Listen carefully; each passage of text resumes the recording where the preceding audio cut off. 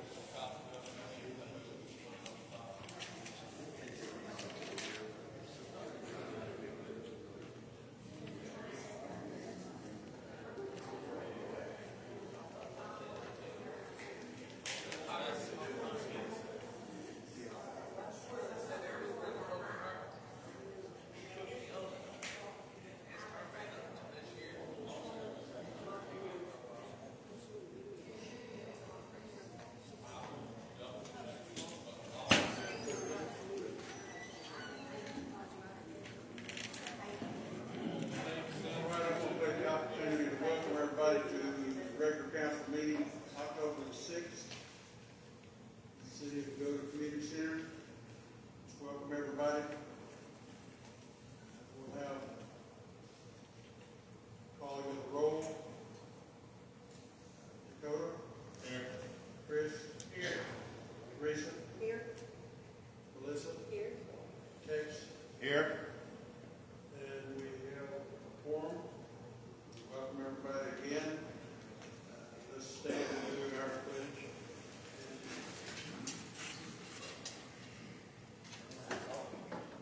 I pledge allegiance to the flag of the United States of America and to the republic for which it stands, one nation, under God, indivisible, with liberty and justice for all. Heavenly Father, as we gather here on this evening to take care of the city's business, we pray, Father, that you will give us wisdom and understanding. We ask, Father, that you will guide us and direct us. We thank you for the many blessings that you give us across the years. We ask, Father, that tonight we'll receive the same. Just help us, Lord, in everything that we do, so that tonight be good stewards. And I pray, Father, that you will continue to bless each family member of the city. That you will bless, Lord, those who are dealing with sickness and disease. And I pray, Father, that we will always have your best interest in our hearts. And I pray, Father, you will guide and direct us, and we'll give you the praise for it all because we love you. We ask in the name of Jesus our Lord. Amen.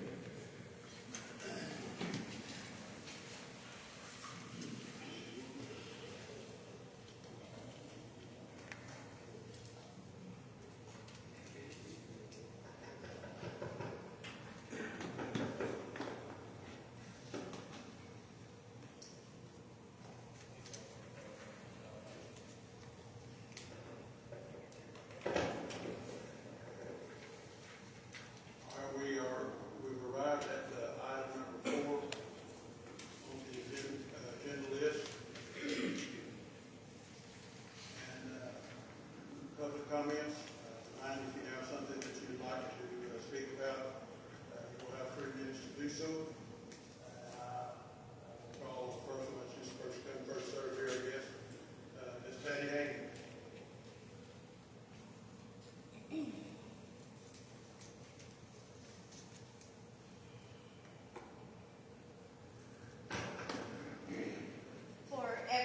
That's going to speak tonight. I don't know how many of y'all are, but if he'll speak into this, it's hard for him to hear on the recording.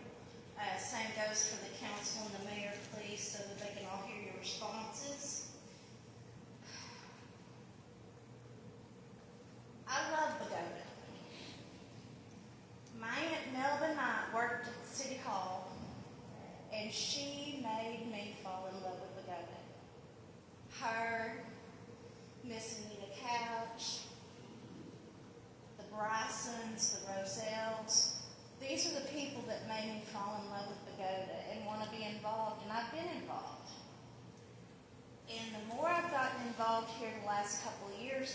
payments haven't added up. And that's why I started coming up here and reporting these meetings and asking the questions that I'm asking. And honestly, the question that I fall back on is after some of the responses from recent meetings, we know that we do not have a city manager, we do not have a city treasurer. We have the mayor, who is the chief financial officer, if I'm understanding correctly, under the current power structure of our city. So it's not a personal attack, Mayor. It's just the buck stops with whoever the chief is. And in this situation, you are the mayor of this town. After all of the information that I've seen, and I mean, I've only seen it hasn't even scratched the surface. I mean, the Crime Control Board just approved to have the attorney go back through and audit everything. So it's not adding up, sir. And with all due respect, I have to ask you in good conscience to step down from your position as mayor. You are the boss. The buck stops with you, sir. Now, I'm looking at your proposed budget, and I'm looking at where you have the T&L risk pools and the bonding. And I'm not trying to say that you've done anything untoward. It might have been an accident. Maybe you thought it was the sewer system CD that got cashed out instead of the fire department. I don't know. I don't know what happened. Only y'all can say what happened. But what I do know by these numbers is our town is very near to the verge of bankruptcy. 30 seconds. That's fine, sir. Again, I ask for your resignation as a citizen of Bogata and a taxpayer. Thank you.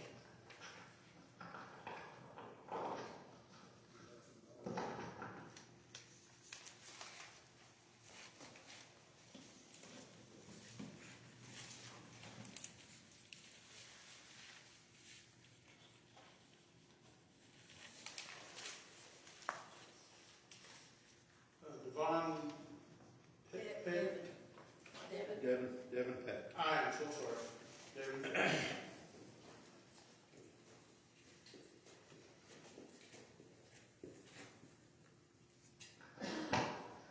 Can anybody tell me when's the last time that we had an audit? 2012, I think, was the last. Okay. We don't know where money's going since 2012. That's 13 years. What in anybody's right mind would make them think that they have any kind of right to come to us saying, hey, we need more money from y'all because we have no record of where God knows how much money has went over that 13 years. The whole city, we don't just want the answers, we deserve them. That's all.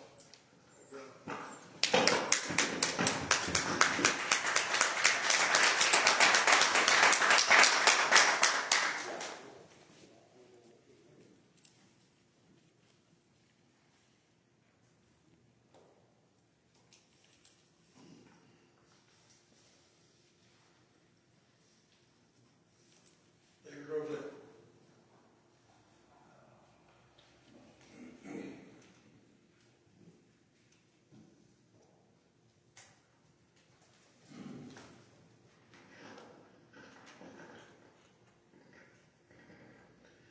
Hey, several things. The first is, I want to make a little analogy about grocery money. Everybody has a certain amount of grocery money coming in. The taxes that this city gets is the grocery money that takes the city to survive on. I'm personally disappointed that our grocery money is just about run out. And I think we all see kind of where that went. The fire department has lost an incredible amount of money to be spent frivolously. Possibly even, I don't know what you're going to do about the differences in the grant money that they're supposed to get for the truck, which is $350,000. If we can't match that, then we lose the $350,000. I don't know. So it could be on top of all this other money that was squandered. if we lose that $350,000 grant for a new truck, that's just gonna compound the present situation that we're in. I heard a term the other day, it was called fraud by deception. Don't think about that. What is fraud by deception? Everybody pointing to somebody else. Well, he did it, we did it. That wasn't my responsibility over there. I had some help doing that, so it wasn't my responsibility. But I thought fraud by deception kind of hit the spot here.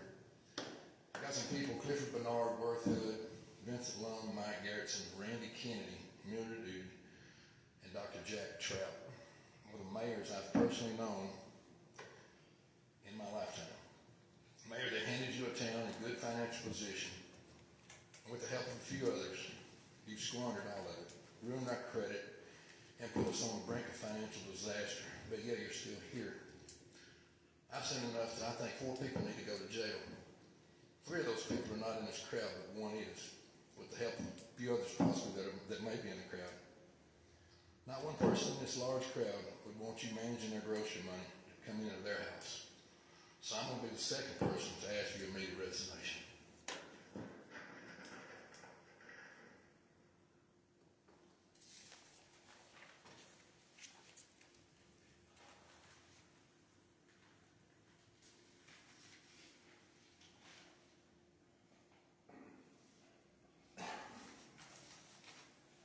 All right, I don't have any other notes passed forward. Anybody else want to speak?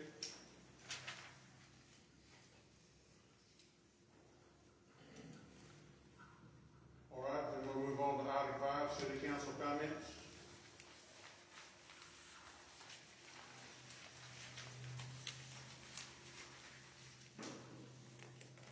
No city council comments? Consent agenda, item 6. We have a number of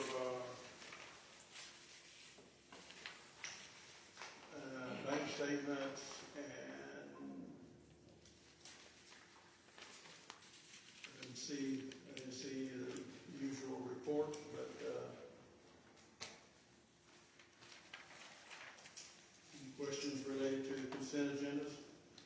I have some questions about the bank statements, because I'm not clear on this. There is, on one day, there's 2 checks that were written, one to Paris Farm and Ranch, and the other one to Rick's Farm and Home. Paris Farm and Ranch was $359.39. Rick's Farm and Home was $749.99. Do we know what those were for? Which one are you looking at? This would be the general fund. I think that's account 2880, I think. Teresa, I didn't bring the receipts with me, but those are receipts that David turned in for supplies that they used for city Okay. supplies.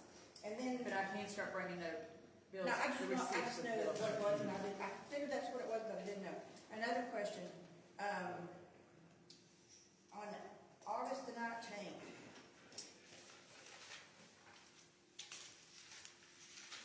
on the last page where the checks are copied, there's 2 checks with only 1 signature.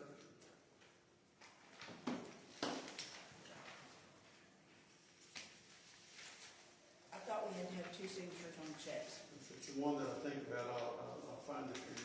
What is it? This one right You said it's on the general fund? here. Yes. No, Waterworks, sorry. Waterworks, okay. What's the account number of that?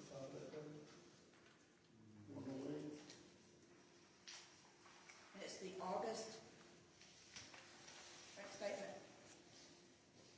And on the 3rd page, at the very bottom, there's 2 checks, and there's only 1 signature on those 2 checks. Yeah, those 2 checks were the checks that after the city secretary left, called and asked the bank if they would accept the one signature on those checks, and they said yes, they would. That's why there's only 1 signature on either of those checks. Then I have another question.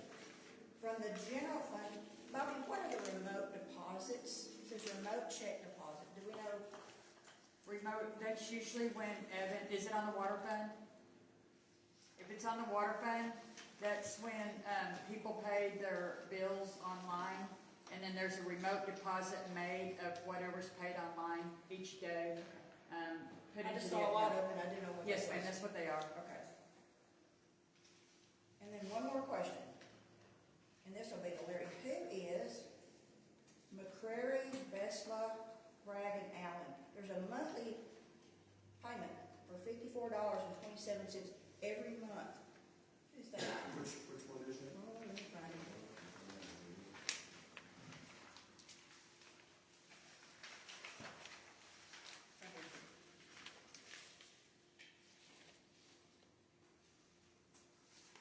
That check's paid out every month. It looks like it's an attorney. It is attorneys, but I'm not sure, I'm not sure if they're associated with Purdue or not. Purdue is the tax folks that collects the delinquent taxes and property. I cannot tell you if they're associated with the Purdue folks or not. I would have to look back. Those tax attorneys don't charge until they collect. That's a contingent fee deal. Teresa, it could be, there is a group of attorneys that work with the court system, so they could just be having that come out. They notify them whenever people's died and stuff, and so, because like this week, I've got probably 10 emails of people who's died coming from an attorney that says, you know, a group of attorneys, and I believe that's the name of them. Okay. But we probably need to reallocate that to the proper fund to come out of the court fees, or get reimbursed for it. Any other questions? I will tell you that in my dealings with the bank, and asking about the multiple signatures, they will run a check through and honor it with one signature on it. It is up to us internally as a city to make sure that each of those checks have two signatures on them. If not, if they get one and it has a single signature on it, as long as they are on that card, they will honor that check. So that's not something that they will look at and say, oh, wait a minute, you've only got one, we're not going to pay it.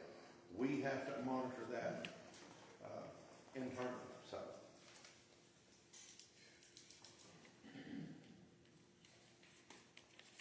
All right. Other statements, other questions? We'll entertain a motion to accept the consent agenda. I make a motion to accept. Motion and second to accept the consent agenda. Any other discussion? All in favor say aye. Aye. Any opposed say no. Motion carried. Agenda items. Number 1, approval of previous minutes. You have in your packet, we had several meetings during this past month. You have in your packet those items. There's also the July meeting that we had to edit. It's in there as well. Maybe one of the first ones you come to. The edit is on the third page, July the 7th, 2025. On the third page, item F. It's made a motion that needed to record those names. You look there that all names are recorded: Dakota Ross, Chris Kennedy, Teresa Allison, Melissa Kirby, and Tex Lawson. All voted in favor. And you have your other meetings minutes as well.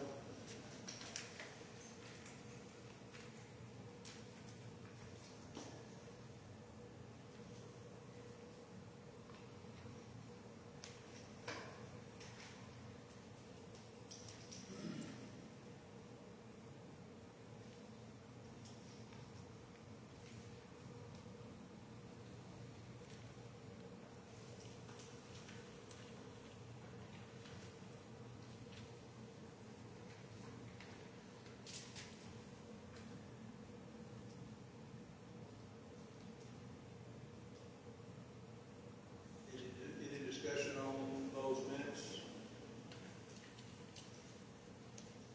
Make a motion, we approve the meeting minutes for July 7th, August 4th, August 9th, September 9th, September 18th, and September 26th, 2025, as presented. and a second to accept all those minutes presented. Any discussion? All in favor of that motion, say aye. Aye. Any opposed, say no.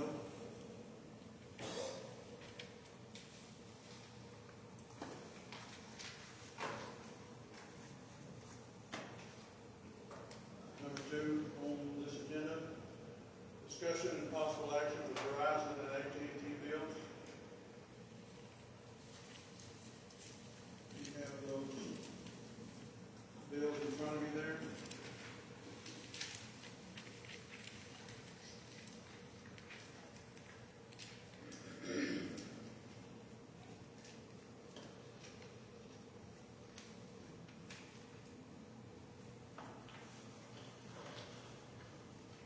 My question about these AT&T, especially the AT&T bill, is who authorized this many lines? As I remember it, when the council, this was brought before the council, we were gonna vote to move our service over there. But I don't ever remember a discussion taking place with the council, at any point. This, my recollection, I'm just trying to think here, I don't even know that, unless I think you and I were the only ones on the council when the chief got here. I don't remember, and Mr. Mayor, you were here too, but I don't remember discussion authorizing 18 lines. I've never, in fact, that was never brought to this council, never discussed. I mean, we've got more phone line, and I mean, I can even make the argument for a cell phone that's used and a jetpack, but we have more lines, even if you accounted for 2 lines per officer, we've got more lines here on this than we have city employees at any time. Is it just AT&T or? This question specifically is for the AT&T bill. I'll discuss Verizon in just a minute. But I'm just wondering who, when this was set up, did they come, I mean, I guess who set this up and who signed? I mean, I'm sure AT&T didn't just come in here and say, here, we're gonna hand you a bunch of phones and nobody's gotta say or do anything. Did they bring that to anybody? That's my understanding, they brought it to the council. Well, I can tell you right now, they didn't bring it to this council. I don't know if they took it to another council, they may very well have, but it didn't come to this council.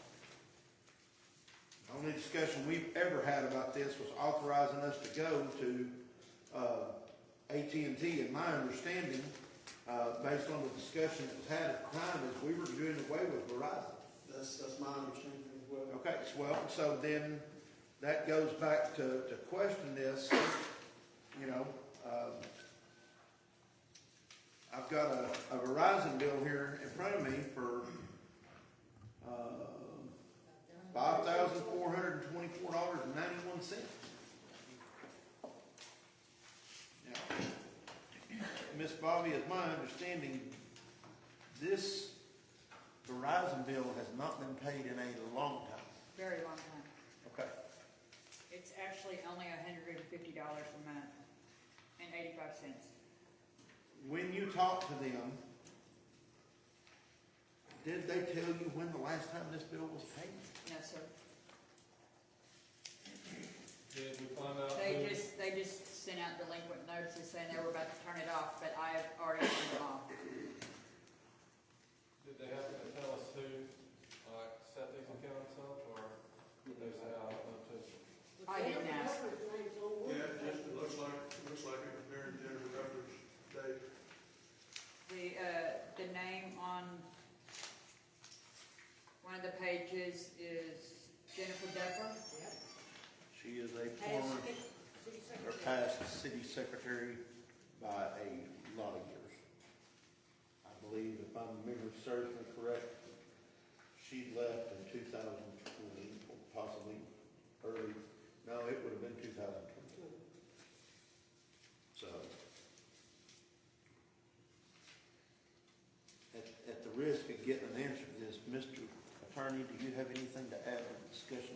cell phone bills. A general law city is run by the city council, not by anybody else. And so, in order for this to be a debt of the city council had to approve it. If you didn't approve it, then the city, not a city debt.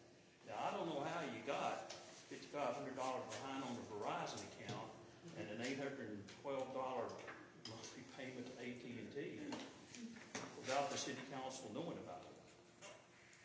That is a legitimate concern. Somebody is signing documents. I'll say this, if there is city council approval, there are minutes to back it up. That's how this works. If somebody asks me, is this a city bill? I say, well, go look at the minutes and find out. That's a significant problem in this city because minutes are not necessarily minutes. Sometimes there's something else. Sometimes they're not around. They're not being signed by people after they're approved. Bobby, when was the AT&T account started? I didn't ask. So yeah, this is a significant deal. Why you would have two internet services or two phone services at the same time without taking care of one is a real concern. Didn't I hear it right? Every officer had a cell phone? 2 cell phones? Every officer had a cell phone from AT&T, had a cell phone from Verizon, had a jetpack that went to their individual cars from AT&T. Plus, there's a lot more on here than just that. Did they have to get an Apple Watch? I mean, they got the rest of it, might as well. I honestly, I don't know. I can't answer that, but I would not be surprised. On the AT&T bill, there is a line item, a line for a kitty iPad.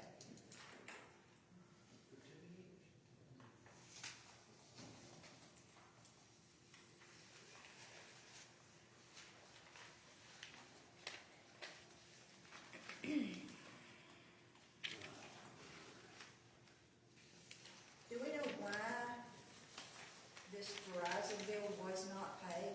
Bobby, you found it in a stack of bills when you came on, is that correct? Do we have any idea why this bill wasn't paid? I think it was terminated, back whenever, but, I wasn't aware that we were still being charged with that, except for the fact that it was terminated at some point. I just had them turned off this past week. And so, no, I don't have a lot of answers. But our bill was actually only $150.85. And what I can't understand is why they didn't turn the services off unless because it was a government account, is the only thing I can come up with. And on the AT&T bill, the reason I don't have any more answers than what I do is my representative is apparently with child, and she's had some issues and had to take off. Like the day I talked to her, she was gone that afternoon and hasn't been back in the office. Was AT&T account still open? Excuse me? Is the AT&T account still open? Yes. A lot of them are suspended, and as soon as I can get the bill paid, which the bill is around $1,300 with what we owe, the 8 something and the rest of it, then as soon as I get it paid, they can turn all of them off that we don't want. We're going to keep like 3 phones and a hotspot. Is that going to end our obligation in turning it off? And Yes. we have some sort of, okay. Yes. So we're not going to go, hey, you got to pay No. a penalty for turning Yeah, this no off. early termination No, fees. there's no early termination fee. We get to keep the equipment. We don't owe anything on the equipment. And if we do get more police force and we need to turn it back on, all we got to do is call them and say, hey, can you turn these back on? And they will start billing us for them again. I just did some rough math here. A balance of $5,424.91 at a rate of $150.85 a month, which is, their paperwork is here to back that up. This bill does not appear to have been paid in 35.96 months. So we're basically looking at 3 years. that has not been paid. And by my recollection, that is roughly the amount of time that we said we're not going to keep this and we're going to go to AT&T. So, again,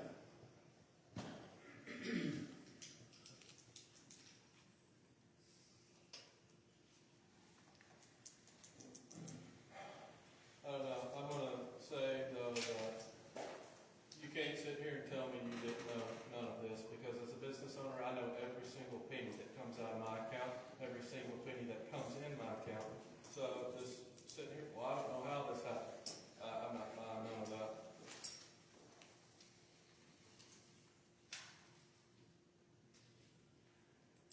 That just been said that we all agree, y'all all agreed to shut down the Verizon and swap over to AT&T. sir, But right after y'all said that it was agreed that y'all were gonna stop using Verizon and switch to AT&T, shortly after that was said, you stated that every cop had a Verizon phone, a AT&T phone, and a hotspot. that's my understanding of it now. Okay, but you didn't know that? I just found that out this week as we were sitting here Okay. looking at this. That was Verizon, as far as I was concerned before this week, that was turned off. We switched over to AT&T because we're part of a thing called FirstNet. It's first responders. It's evidently when there's like major storms in the area or something, that is the first cell phones that are restored, and all of the county emergency management is on this. My understanding is the county, that's who their phones are through. I mean, that's why we went, and that was one of the big selling points about moving to that system. My understanding is Verizon was done. Imagine my surprise when I found out we've got a nearly $5,500 Verizon bill, and I said, why? That's not done, and I was told that, it appeared that everybody, that they had a phone. I don't see that many phone lines on the Verizon bill, to be honest. But I don't know. I can't get answers about what happened at the police department. I asked for a long time, and I got the same answers that's being given so far tonight. So ownership of the account is to be disputed. That's what I'm fixing to make a motion to, yes. Yes. Okay. But What was the reason to switch to AT&T? to be able to get on that FirstNet system, before that, we just had Verizon cell phones, just the same as anybody, and in the event of, storms in the area, knocking them down, the towers down, or something of that nature, we just had to wait until service was restored. So it had nothing to do with one of the council members at the time working for AT&T? In my mind, no, but was that a reason, a motivator for that? I don't know.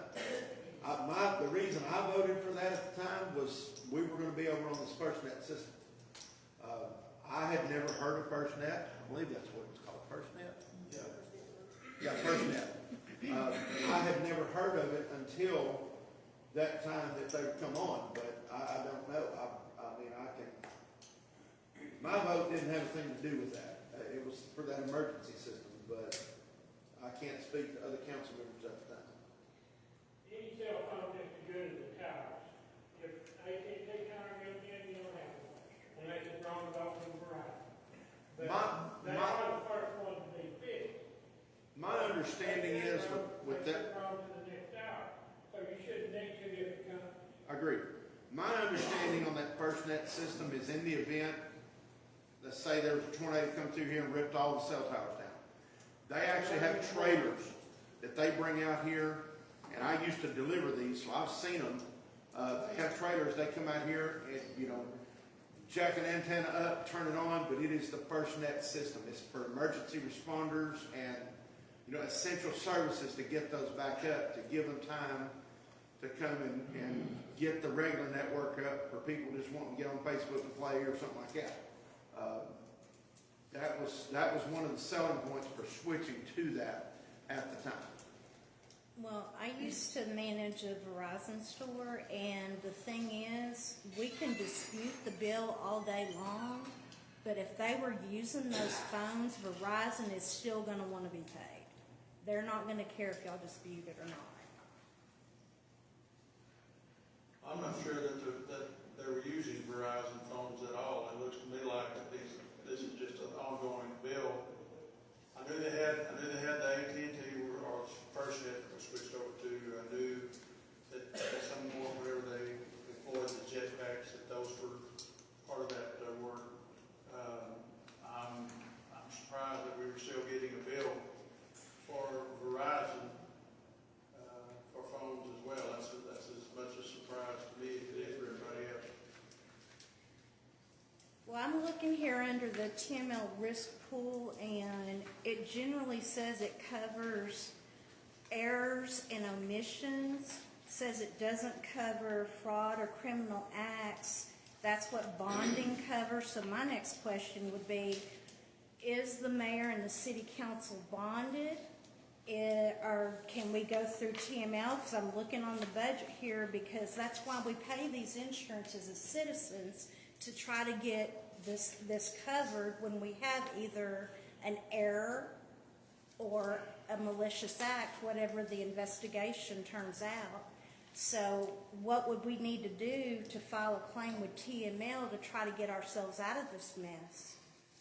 Ms. Danny, I think your question's out of order. We're talking about the phones at this particular juncture. Well, I'm trying to find a solution, not more questions, Well, honestly. that's fine. We can do that, but right now we're talking about the phones. Okay. I find it hard to believe y'all set up there for 2 years and not know the police department had 2 different phones. I really am. You don't understand. I asked questions. I went to that city hall and I asked questions. We were given documents that did not contain the whole story of what's going on. I've asked questions. The response I would get is I'm creating a hostile work environment by turning around and asking these questions. Well, you know, there is a way to get around that right there. You had a city attorney sitting right there. That they did the same thing to him. Well, y'all have legal options to get them answers. And y'all sat here for 2 years, and now you just find out what we had these 2 years on the phone. All this back on our budget. They ain't done an audit, how I understand it, in how many years? 13 years? Texas passed a law, they can't raise taxes till the audits are done. Whitesboro's been shut down, Odessa's been shut down, Tompine's been shut down. I can't pronounce the other thing. I'm gonna tell you. And they've done it in the last few weeks, getting taxed in half. It's been all in the news. The law's been passed, and y'all still setting up here. Y'all should have knew these answers. You should have been watching the finance exposure. Just like he said, he knows every penny that goes in and out of his business. My son runs over $1 million a year in his business down in Central Texas. Him and his wife knows every penny that goes in and out every day. From payroll to bills and everything else. I've asked him many times, he can tell me how much he makes at the end of the year. He don't have to go back and look at books. He knows. He keeps up with his finances, him and his wife and their business. Plus, she's got a full-time job working for the federal government in Waco at the VA. And they still be able to keep up along with 2 kids they got to school. So don't tell me a group of adults that's supposed to be sitting up here representing the town can't keep up with a few paperwork. Y'all should be looking at them every month. You should have had your city secretary once a week give you papers, what's going in and out. It's not that hard on the computer. Well, when they refuse to do it, it's hard to do that because. I mean, if they don't do their jobs. You know, if I didn't do my job, you know what happened to me when I was working? I was out the door. Well, the problem is, we've had 2 women up here that have backed everything, we've had a mayor that's backed everything, and us 3 women have been taking on the fault. We have been kicked in the mouth, hit in the mouth, said we're the problem. Look at what. I'm not even blaming Chris. He just got here less than 6 months ago. He got drug into this stuff. I've been I fighting don't know this. how long you've been here, Joe. I know it ain't been long. I know you've been here 5 or 6 years. 6.5 years. 6.5 And years. I have been fighting to get information. You would not believe, yes, sir, it is a lot harder than you think it is. When you have everybody in that city hall that will not give you information, you can ask for it, you can ask, you can ask. Well, there's ways around that. If y'all are running a business at Bogata, which Bogata should be running a business, because y'all got payroll, So what you you're got bills saying? going out, you got money coming in. It's nothing but a business. Exactly. What you're saying is y'all make the rules, but hold nobody accountable. Is that true? When you have the votes on this council and you have enough people that are elected that will not hold you responsible, yes. That's what I'm saying. Is this council not holding anybody responsible? Yes, we are For now. what they do? We are now. It's too late now. Understand that. In the past, no, they have not been. So all these years, nobody's had accountability. When you said you voted that Verizon to go away, did nobody follow up on it? How poor management is what it's been. What about, I mean, if you've not paid for 3 years, where's the bill coming in that says you're late? They ain't seen it in 3 years, obviously. You got a man right here you're trying to hire for a chief of police. He probably don't even know if y'all gonna have the money to pay him. They don't. Honestly, they don't. Well, let's go where it's at. We've got a mayor, we've got a city secretary, we've got a police chief that's ran this town dry. So Well, let's play where it goes. I sit right here, I don't make every meeting, because sometimes I don't. The one I was sick at was the one up here at the north end at City Hall. If I ain't mistaken, and I'm not picking on the city attorney right now, I think he stood up and said, the Texas Rangers are on the way to do the investigation. Where are they? If all this money's been moved around without people's permission, where's they at? Hold your breath. I've been on the record. I've heard this during bench long. We've been hearing this for years. The day's coming. But I'm gonna tell everybody here, you don't have to go through the DA in Red River County. All you gotta do, I was told by the DA, was call the company out of Garland, personally. Yeah, they were tagged on the last big post that went out, the ranger that's actually over the That Harvey, center. what I understand about Harvey's got close to 100 calls before we called in from the city. I've made a call myself, so. I made a call myself. There's been calls, letters. I think it's coming. I just don't know when. I've been here 30 years. Bogota didn't even have a police chief while I moved here. They had 9 years ago. And that's all we had over here. We got Chief Craig. I got along with Chief Craig. Some officers I didn't get along with. 95% of the time I got along with Chief Craig. Same way Chief Short. But I don't know about, I didn't have no dealings with last chief. I just got told he's supposed to be a good man. And done his job. What him and his wife did, I have no idea. Sounded like something going fishy during the crime commission board. All that excess money sounds like should have been going out. And I agree with that. It sounds like that's why you need the investigations in here. To let them weed it out. We got the bad one. So we're getting a little bit off track. What are we gonna do about the cell phones? All right? I think last I heard is dispute the bill. Yeah. It's going on for years. I think you only paid it 3 years, now you gotta pay it tonight. Well, they said they were going to dispute it. That's what they said. Oh, I didn't even see you out there, Jennifer, sorry. Do you want me to explain yourself on this? Feel free. Sorry, guys. When we went to AT&T when I was city secretary, Miranda Bruton was supposed to clean everything up. Everything was cut off through Verizon supposedly, and we approved 7 cell phone bills. 1 for the police chief, the city secretary, the water secretary, 2 water personnels, the mayor had 1, and was supposed to have 1, and there was 1 extra one. For anybody that was on duty that the police chief was not here when they needed a cell phone. There were 7 bills approved. She was our representative through AT&T that was supposed to cut everything off at Verizon. The deal with Verizon is there was hot spots that had been in the police cars that was already cut off, supposedly, and we were still getting billed for that. I tried several times, asked several times for AT&T to cut those hot spots off.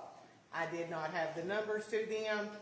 They could not cut them off. Miranda Bruton was supposed to get a hold of a Verizon representative, and as far as I was concerned, Verizon was completely cut off, from what I was told. Do you know when that was? No, not really. A guesstimate of when? About 3 years ago? 3 years ago? Yeah. About the last time the bill was paid? Yeah. Probably so. The last time I paid the bill? Probably so. Should that have been in the minutes then? It's in the minutes of how many phones was approved, and we went from Verizon to AT&T. The reason we went to AT&T is because they do have a program called FirstNet.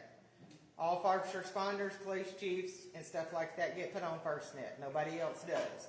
Or your city municipality can be put on FirstNet. They bring in a trailer that has a tower. That's the only phones that's hooked back up for emergency phone calls and stuff like that. That's the reason they decided to go to AT&T for FirstNet purposes.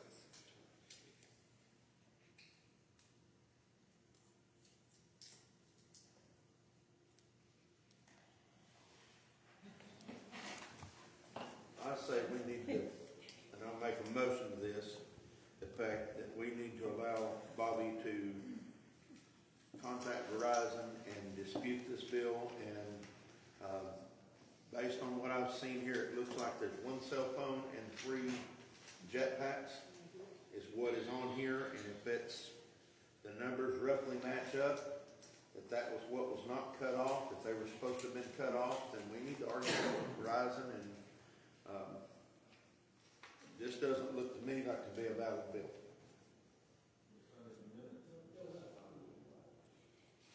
Especially if we've got minutes to the effect that those are to be cut off. And so we need to let her, give her the authorization to take that Verizon bill and call up and really push the issue with them and argue it, and if necessary, get our attorney involved in that situation.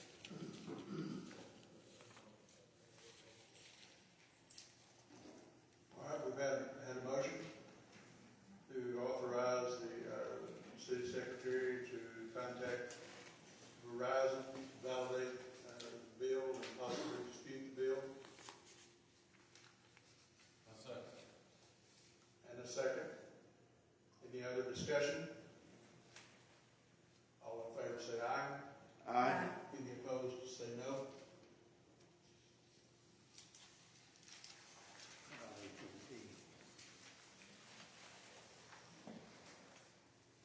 Okay, now the AT&T part of this, I think, from what I understand, you've already got the vast majority of these cut off or suspended, or where do we stand on that? They don't have all the radios suspended yet because we have to pay the bill before they can suspend them all. The bill is around $1,300. Okay, once we get that paid and paid what's owed behind, what did you say our monthly bill would be through AT&T? What are the payments for? Y'all be sure to use your mics with the It'll air be on. $40, $30 a month for David a phone.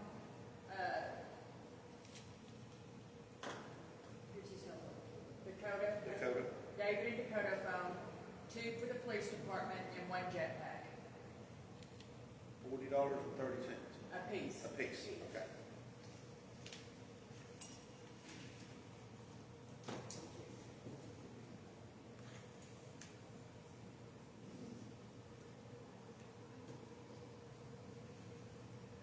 Is there a reason city boys have 2 phones? Are they always together? Apparently they're not like on, Dakota works on Fridays, and he's on call on the weekends, and David's not as much so, unless there's a big break, and then my understanding is David comes in to help.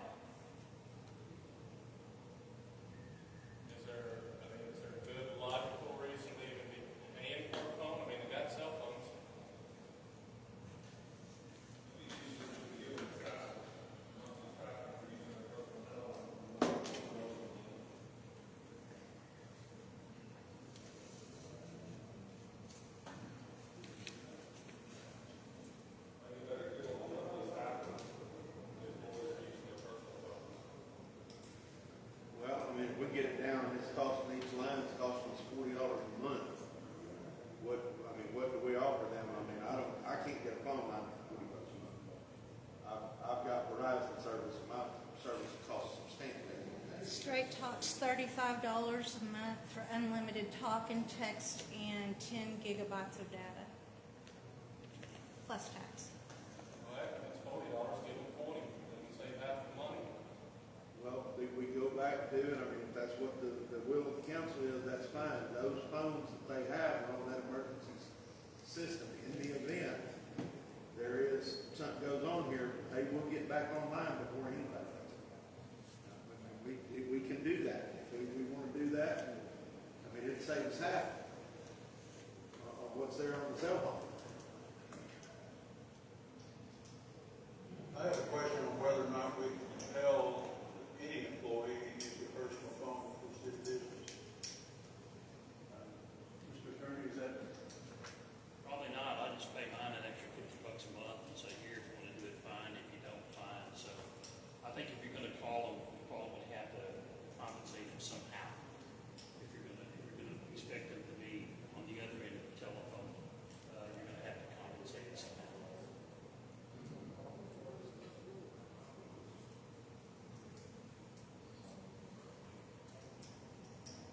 The jetpack and the chief's phone and the other one for the officers, they will be like $10.80 until they are activated. And because they're suspended right now. So until you hire people for those, it'll be $10.80.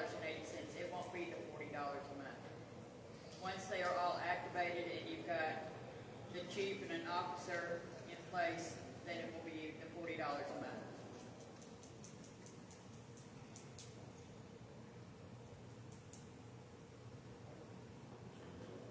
If we're struggling to pay our bills now, every little thing we cut helps.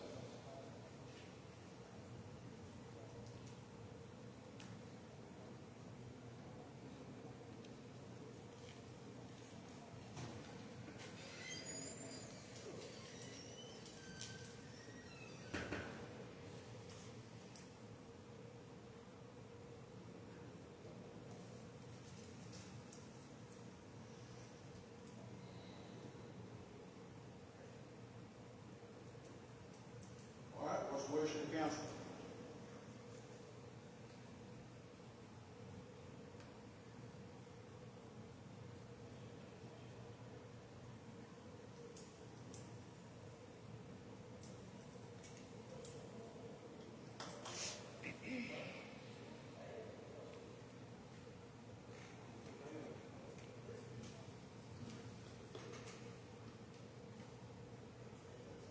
I make a motion, we figure the AT&T bill in, get it paid, and then cut the phones down to what Bobby's done.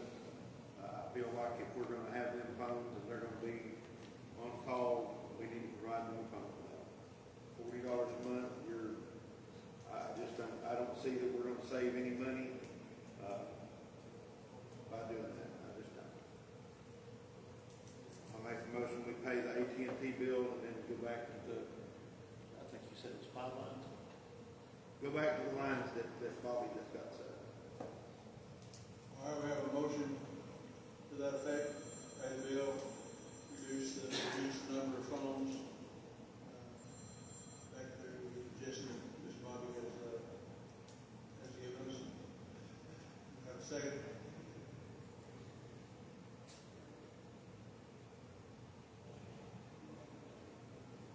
Do we have a second? I'll second. Motion and a second to that effect. Any other discussion? All in favor of the motion, say aye. Aye. Any opposed, say no. Motion passed. That took care of both of those items on item number 2. Item number 3, discussion and possible action of duties of the mayor. I put this on here because I want to bring this up. We had quite a long budget meeting about where we're going to sit down and show where we've got all the numbers done for our budget. And as everyone on the council should know, that the mayor does what we direct him to do as a council. And I wanted to put on here and say that we need to direct the mayor to stop any activities that are not directly related to that budget. until we pass that budget. We get one that has numbers on there that we can be shown. This is how we arrive at these numbers. This is what we're doing and how we're doing it. I don't think nothing else. Another one of the things I want to address, and I may not have put this on here right, is the committees that have been made. Is this the proper place to discuss the? It says, duties of the mayor, so probably so. The mayor has taken it upon himself to appoint quite a few committees here, with no input whatsoever from the council. I've never liked that. I've let it be known numerous times I didn't like it, and I think those committees need to be done away with today. If there's a committee needs to be made up, it's going to be sit down and made up with the council's input and approval, and who's going to be there and who's going to be on that committee. So the first motion I'm going to make is that we do away with all the committees that are currently done. If we want those committees, they can come back to the council. We can discuss it, set those committees up, and go from there. That's the first motion. I'll second. Have a motion and a second to do away with all the appointed committees. Any discussions? I will take the opportunity to make a comment. It's my understanding that I have appointment authority to appoint committees, and those committees have been appointed really from day one, all the way back, I guess, to 2020. Several of you, well, some of you that have been around that long have served on multiple committees with little progress, but have served on those committees. Much of the work that's needed to have been done hasn't been done. And so I rely on those committees to look at those things that each committee is designed for, to come up with suggestions and needs that the citizens and the city express during their time here. I think committees are very important. It puts more than one voice into the solution. All those committees have been every single meeting and at the beginning of the year have been assigned, and I've not heard from anyone, including Mr. Lofton, that he didn't like it or he didn't want to serve. That is not an accurate statement. It's a real accurate statement.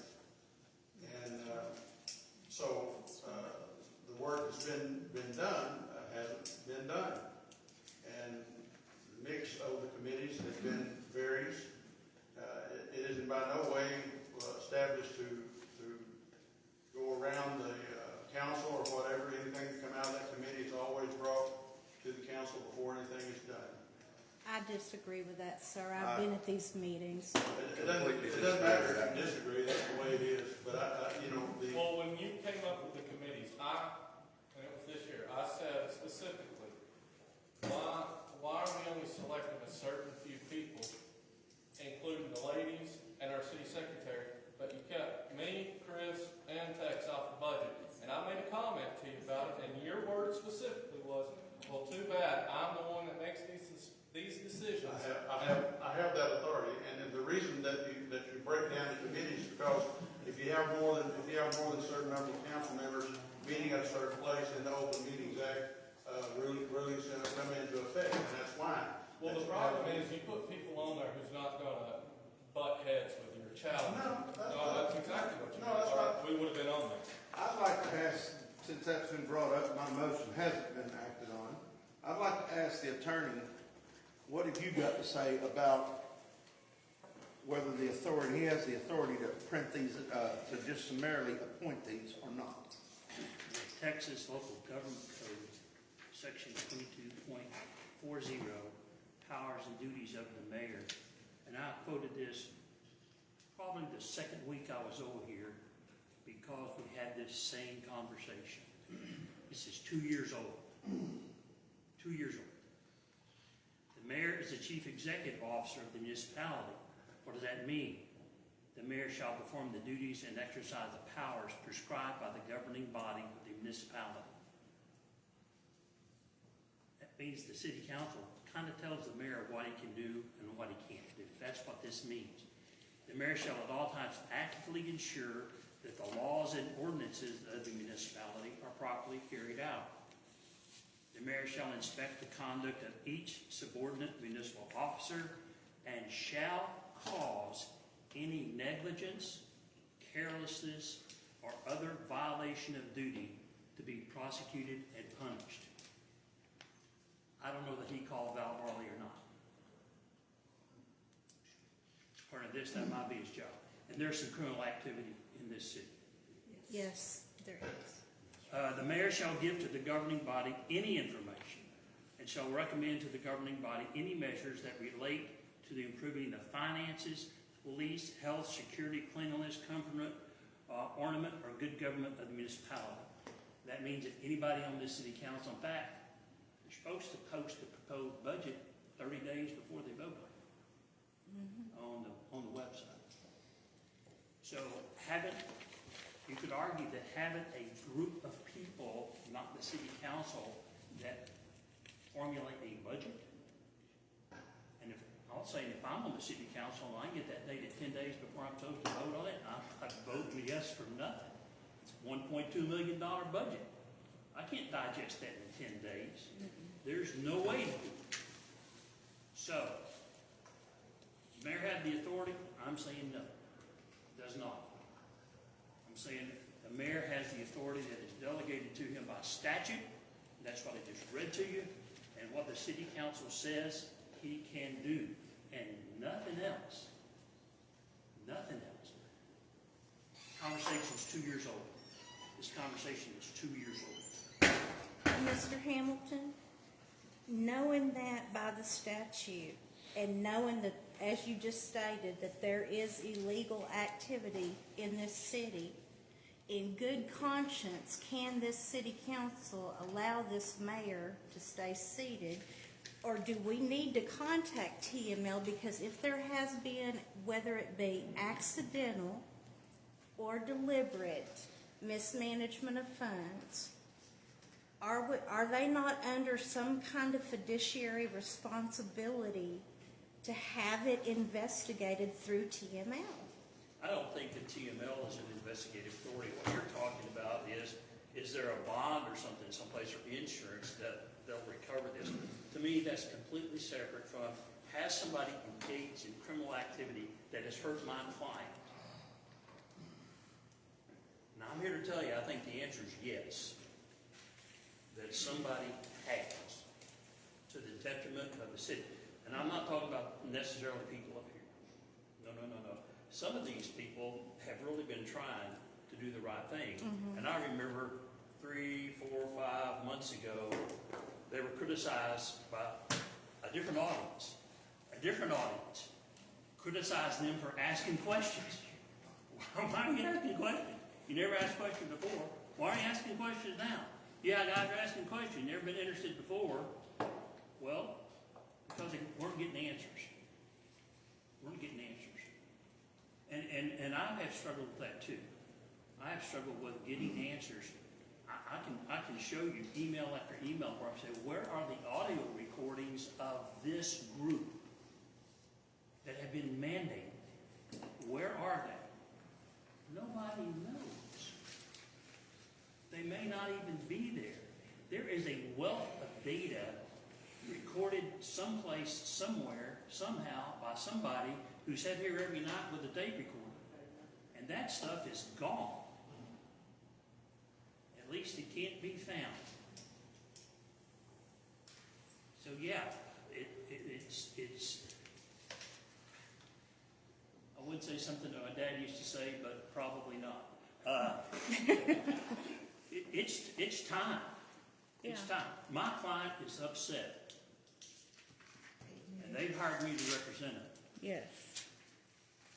So we're going to get to the bottom of some of this stuff pretty quick. I can guarantee you. I can guarantee you. We're going to get to the bottom of this stuff probably by the end of the year. Thank you, sir. That wasn't a personal attack on Oh, no, look, if I thought everything was personal in my life, being an attorney, no, people say things all the time. I get it. I get it, I get it. Well, I heard you from Gilmer down in there. Yeah. Or were you born and raised in there? Do what? Gilmer, were you from Gilmer? Do who, what? What'd you Were say? you down in Gilmer? Where are you from? No, I'm from the Panhandle, Bubba. I was raised in Post, Texas, home of absolutely nothing. If you was raised down there, you might be kinfolk. Could be. I think that's being generous about Post. He's a Red Raider. That's under Red Raider. But no, to answer the question I was asked directly, I don't think the mayor has the authority to appoint committees and subcommittees and work on ordinances unless the city council tells him he can do that. Same thing with supervising people. Now, let's take it, when somebody said we don't have a city manager. Who's gonna be down there all day long watching Bobby and watching the chief of police and watching public works? Who's gonna be doing it? I think everybody up there's got a job. Somehow, this has all got to come together and work somehow. But if it's not in the minutes where the city council says, Mayor, we want you to do this.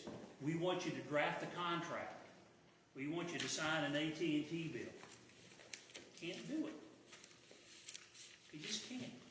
Now, that doesn't mean it doesn't happen, but doesn't have the authority. Can't do that. I can show you the case law on it if you want to read it. I'm not, I don't like making stuff up, and I don't. But that's the rule. That's the law. You just can't do it that way. Thank you, sir. For any number of reasons, but basically it's. I call the vote on my motion. Motion and a second to eliminate the committee appointments. Any other discussion? All in favor of the motion say aye. Aye.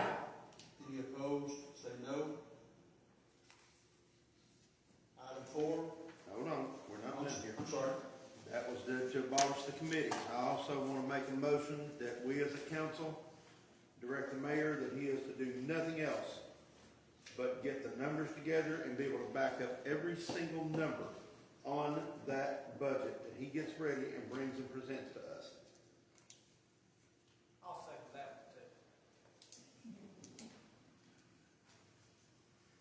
one too. Motion to, I guess, verify every line item on the budget. Is that close to what you're saying? When we have a discussion, you sit right here at the budget meeting the other night, when I started questioning individual line items, and you said, I don't know, and I didn't bring them numbers so many times, I lost track of it. Yes, I want you to be able to tell me where you got every number and back up what the numbers you come up with on that budget before I will personally pass that budget. I will not vote for it if you can't do that for every single line item on that budget.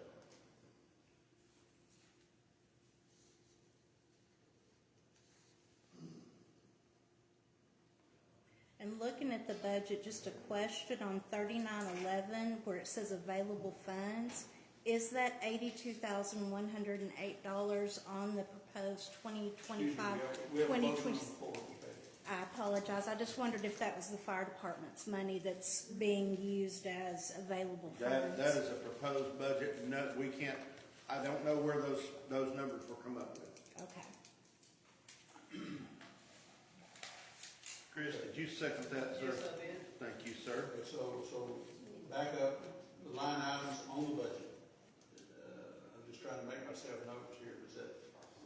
Am I close to what your motion is? To restrict you to working on nothing but the budget. That is part of it, yes, but until that budget is done, that's all I want you working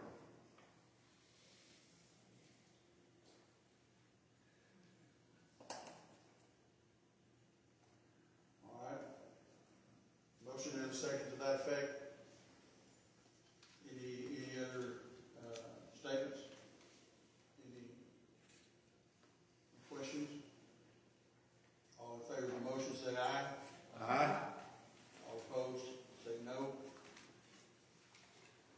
All right. Okay, we're done. Item 4. Discussion possible action on authorized signatures at the bank. I put this on here because the question was asked to me numerous times. Is the actions we took at the September 18th called meeting enough to make sure that the mayor cannot go over and move money from one account to the other, and the answer to that question is no, it is not. We can stand here and say all day long, we don't authorize it to be done. As far as the bank is concerned, if you are a signatory on that account, you can move that money. So I wanted to bring this up and make sure that everybody on this council understood, if it was your intention to make sure that there is no money moved, the action that was taken that day did not accomplish that. The only way that can be accomplished is to remove as a signatory completely. I did not, I don't think that was made clear. I don't know if everybody knew it. I did call and check on that, and if you're a signatory on that account, you can move it, and you don't have to have any, you're on that account. You're authorized to do that.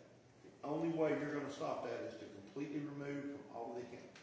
I wanna make sure the council understands that. It was my understanding, and I joined that meeting via phone, but it was my understanding that we wanted to make sure that there was the mayor didn't have the authority to go over there and move money. The only way you make that happen is completely remove him from the accounts. So I just want to make sure you had that information.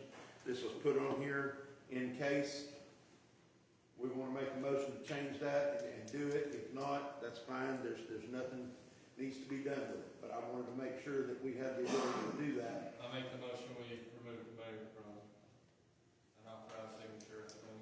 I'll second it. Okay, who's gonna sign the checks then? You got any two signatures? We've got a mayor pro tem. Who's not here? A lot. What? Can I say something? What if, in order to move any money at the bank, you had to have more than one signature? But two signatures. The bank will not do that. The bank told us as long as there is a signature on there that is on that account, One person can do it. one person can do it and has done it, and they will not, we have a policy at this city, we have to have two signatures on there. Currently, the mayor is on there, I'm on there, Miss Bobby and Mr. Evan are on those accounts, most of the accounts. There's a couple of police department accounts that are different signatories, but that's generally who's there. But in order to move money, they don't have to have two signatures. No, ma'am. In fact, it's set up where, and we'll get into this a little bit later, with online banking, which we have, that can be went in from one of the computers at City Hall and money transferred and moved. And you have no idea who transferred it when that happens. Is it possible the expenditures go through the city attorney? I don't know if that's something, I know you were doing the auditing. I know the look, but I'm just saying, if you're gonna audit the crime control board, I mean, it's kind of like, we need to know where this money's going now, as little as there is that's left. I mean, I would think that there needs to be a freeze on spending without any kind of oversight. There's probably more oversight on this now than there has ever been. Thank God. And I'm being honest about that. I'm actually getting information, by the way, publicly. Miss Bobby, thank you from the bottom of my heart. I will brag on her just a minute, and for that matter, Mr. Evans. There have been not one time since we have hired these two individuals to work in that city hall have I called and asked for any type of information and I've been told you can't have that. Not a single time. And on top of that, for the last year and a half that I've been on the city council, I've only known of one account that the city had, and that was the general fund. When Bobby came on board, we found out we had 22 different accounts for the city, not counting the CDs. We had no idea about those other accounts. Other than they're empty, basically, right? No. No, there's money in most of them. There's things that have been run through them. They've been suctioned off of, but they're not empty yet. Used and abused. And I will go as far as to even say this. When I sit down and told her that I would at some point like to get the last year's worth of statements on all of these accounts, literally, not even 48 hours. I got a phone call. I've got them all ready. Hey, back to this, I gotta be a signer, I'll be a signer on it.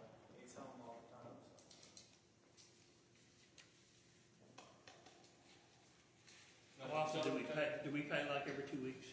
I say so. You pay every 2 weeks? Yes. I check it. No, we don't, I pay the bills right now as we have the money to pay. Are you talking about payroll or just? Payroll is pay done bills? electronically. Payroll is done through ADP. There is no checks that have to be signed for payroll. So you could keep those for 2 or 3 days, and call somebody and say, come down here and sign these checks. Would that be a possible solution here? We got a question. How quickly is that turnaround time? Because I respect the council's decision, right, the contingency plan to sign checks and to be able to spend money and pay bills has to be rock solid. Like sometimes we can't wait 3 days to sign a check. Like we have expenses. I can be back, because I gotta pick my kids up at 3:45, so I'm back in town by then, so. Okay, as long as the contingency plan is rock solid, but we have to have a rock solid contingency plan. It can't be, hey, so-and-so will sign whenever they get a chance. We need to know, hey, if we got a check that comes across that we need to get out, then we need that out, right? And I'd say, case in point was the bills the other day, right? I need a check to pay postage. Well, I had to wait for the mayor to come back from lunch to be able to sign that bill, but if I gotta call somebody, I gotta make sure that that check gets signed so I can get those bills out. But I can be there between 4 and 4:30 every day, too. Okay.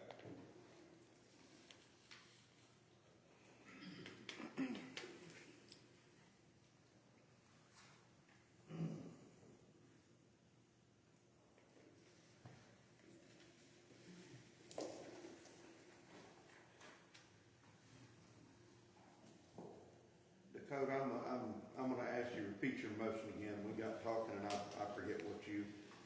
I just made the motion that we remove the mayor from the authorized signature at the bank.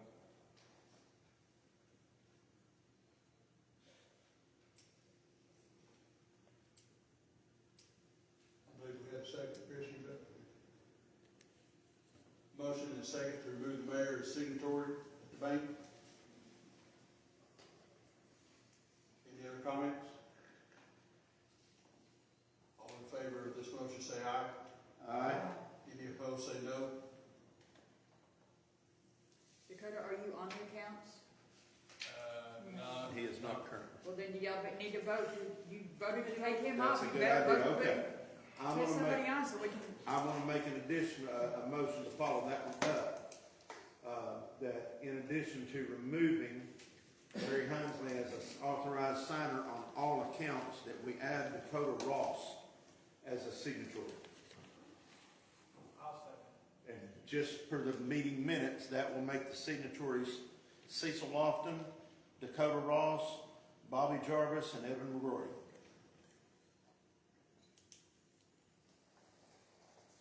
All right. Motion to add Dakota Ross to the signatories at the bank. We have a motion and a second. Any other discussion? All in favor of this motion, say aye. Aye. Any opposed, say no. Motion carried.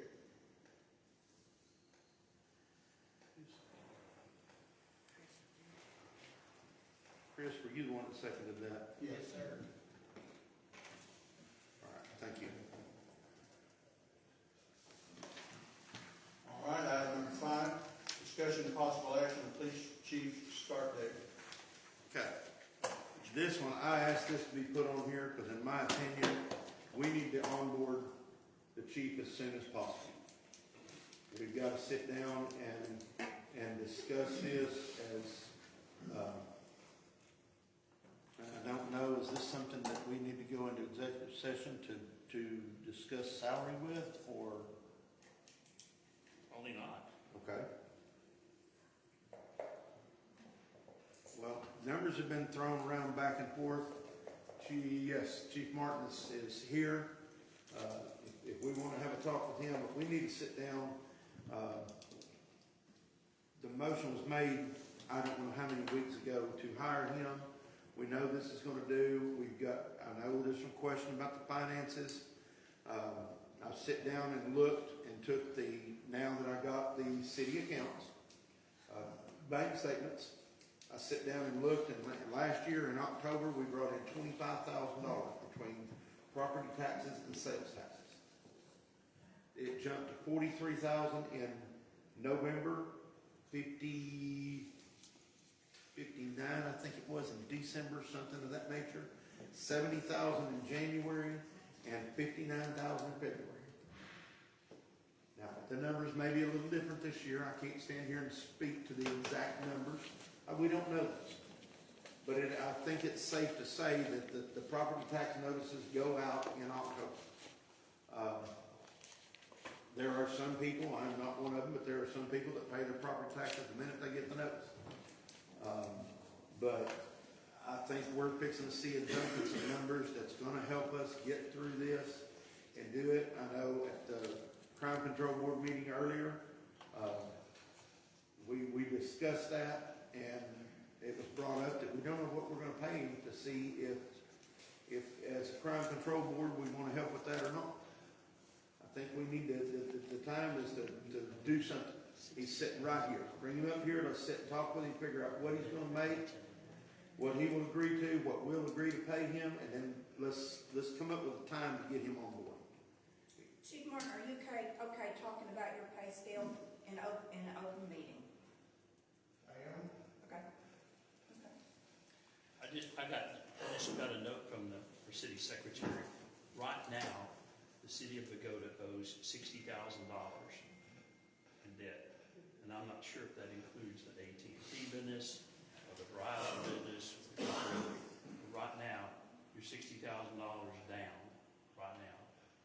So you need to take that into consideration. And I will agree that during the crime district meeting, there was some indication that group might be willing to put some money into the account, transfer their budget around to help get the chief of police on board. So you got that as kind of a background thing too. Teresa, didn't you say that was like $30,000 though that's in the Crime Control Board?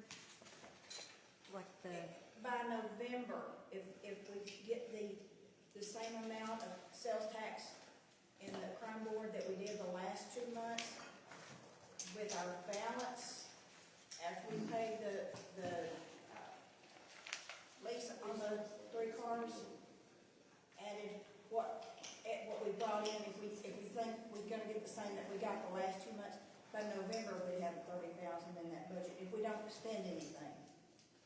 But the leases were like $14,000, wasn't it?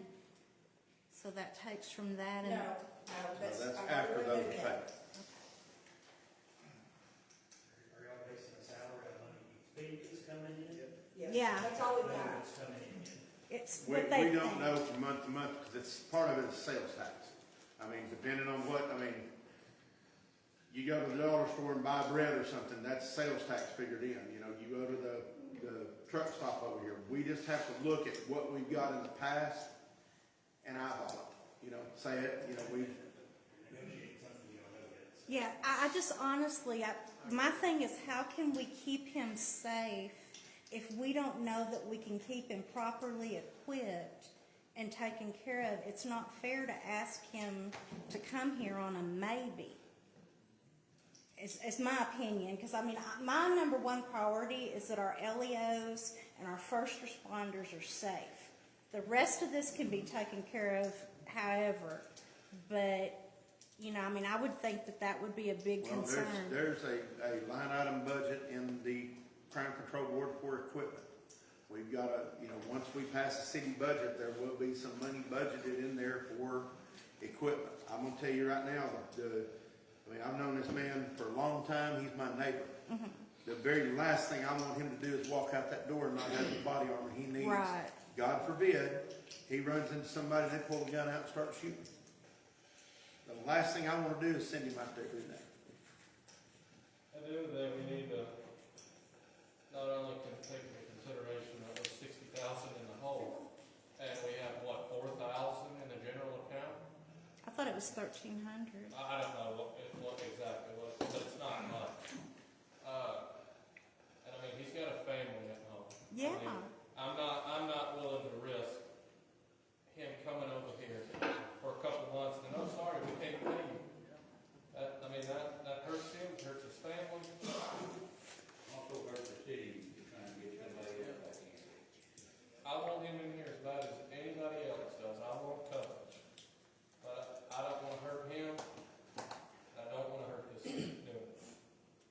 maybe the big thing, what are you willing to come in on a wing and a prayer? So I've been talking to people. They think a lot about it. I'm not gonna gamble my family and my finances. Coming here with all this mess and chaos, you have city is on paper. No one can manage anything. I put my life on the line. Maybe I'll get a paycheck, maybe I won't get a paycheck. It's not good enough for me. There you have it. I'll tell you real quick, you will not be me. I will not be at you. I will withdraw my application right now.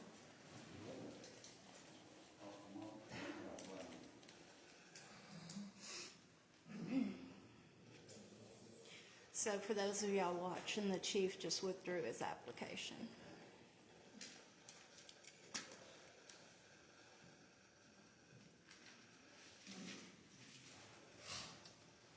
I'll be honest, I don't blame you whatsoever. Not at all. I will add to the discussion that in the budget that we are still working on, there is a budget for PD in there that includes salaries, equipment, different kinds of things. If you still have a copy of the other budget, you can look in there and see what those items actually are, but there are contingencies for most of the things that you're talking about as far as the coming up budget, if that makes any. Mayor Larry, all these are is just numbers unless you back them up with receipts. Budgets are numbers, and I agree. Pardon? What are those numbers? Well, the numbers that I have in there are what the numbers are. I mean, it starts with sales, it starts with property taxes and sales taxes and tax rate and all the other things that comes in as far as revenue. It's on the website if you'd like to look at it. But that's one that's been rejected. I printed this off the city website, y'all. You can go to it and print it off. That's on the website. You gotta go look at it. Or come make a request, City Hall will give you a copy. Doesn't need anything. But it's not been passed.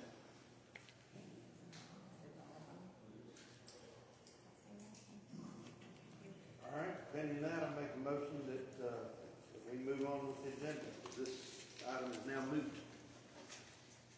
All right, item number 6, discussion of possible action on the disposition of fire department CDs and accounts. All right, I've been waiting for this one. Mm-hmm. Me too. Buckle up.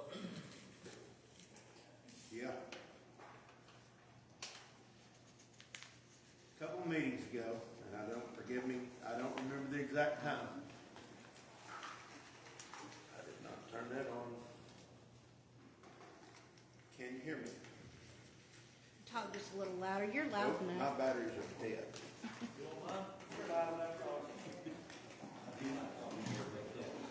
Can you hear me now? Yes. Okay. Sorry about that. A couple of meetings ago, a question was brought up and was asked about the fire department's CD. I give all this information to the council. Actually at the last meeting that I was here to give it to them. With what I've got here, I went through here and I tracked down exactly where that CD went, figured out exactly how it got spent, what it got spent on, and I'm going to give you the short Reader's Digest version of this.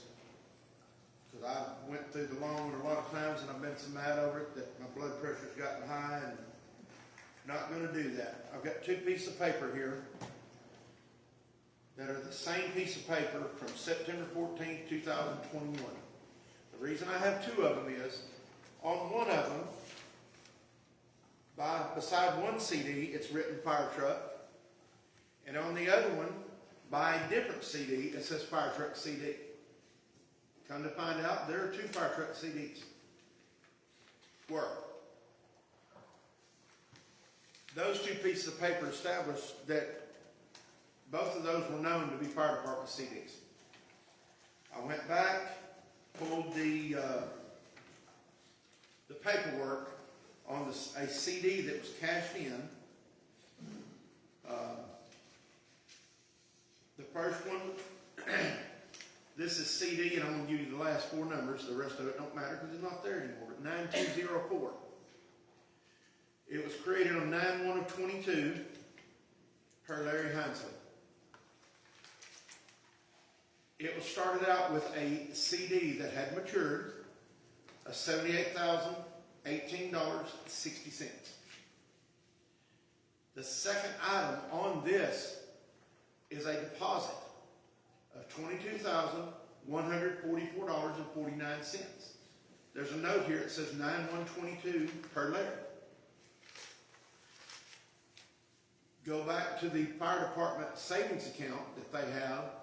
There was a withdrawal that corresponds with this that says this $22,144.49 was withdrawn from the fire department account. Put with the $78,018.60 to create a CD that had a face value of $100,163.09. The only problem is when this CD was created, it took a CD that said Bogata Fire Department and added money to it from the Bogata Fire Department. But when the paperwork was done, there was no notation put on there that it belonged to the fire department anymore. So from that point going forward, that CD at the bank on 9/1/22 was no longer designated for the fire department.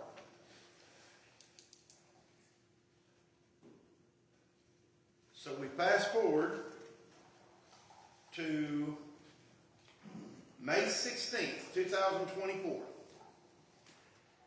We have a special emergency meeting at City Hall.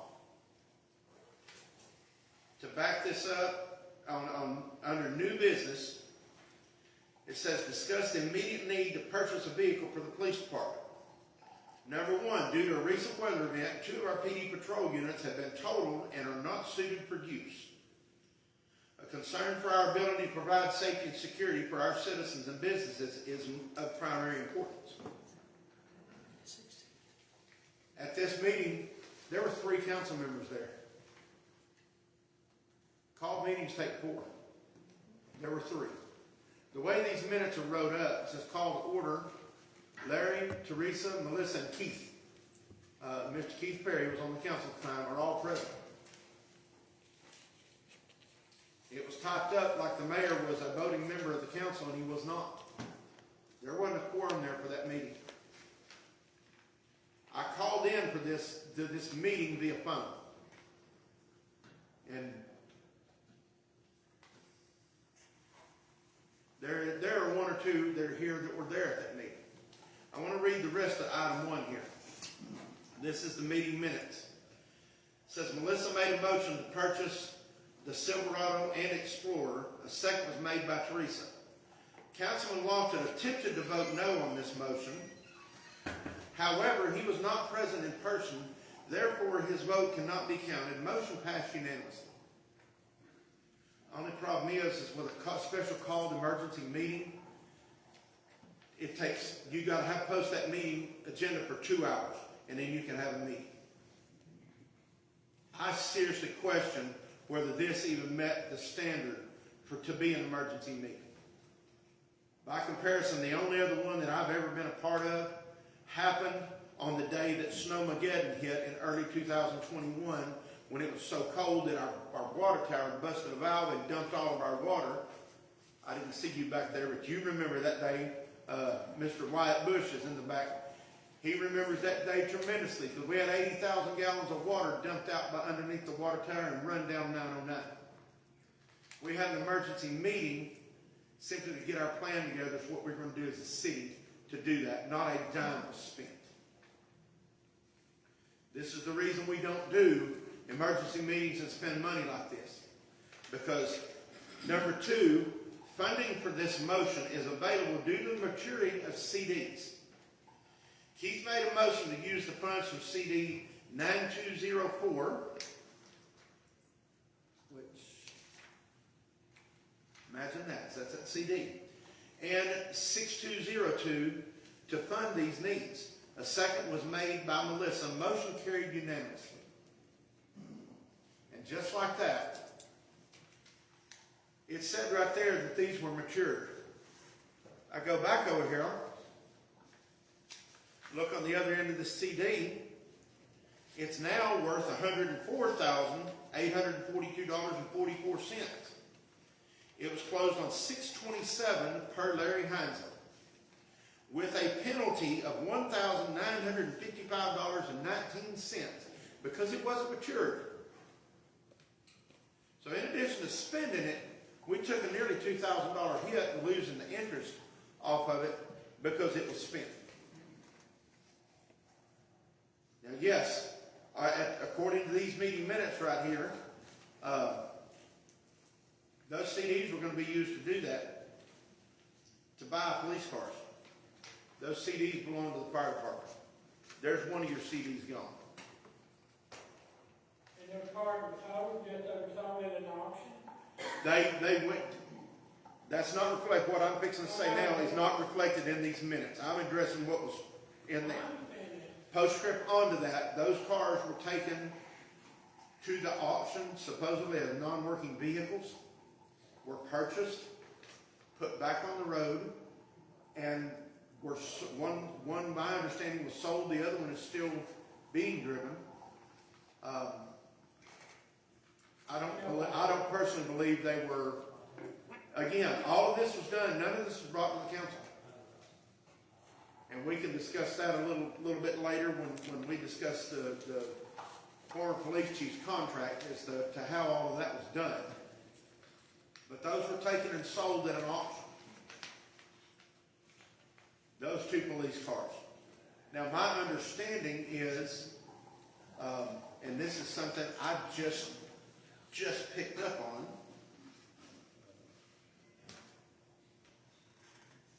the motion made here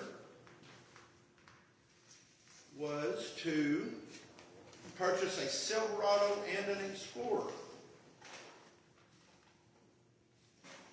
I ask you to bear with me just one moment.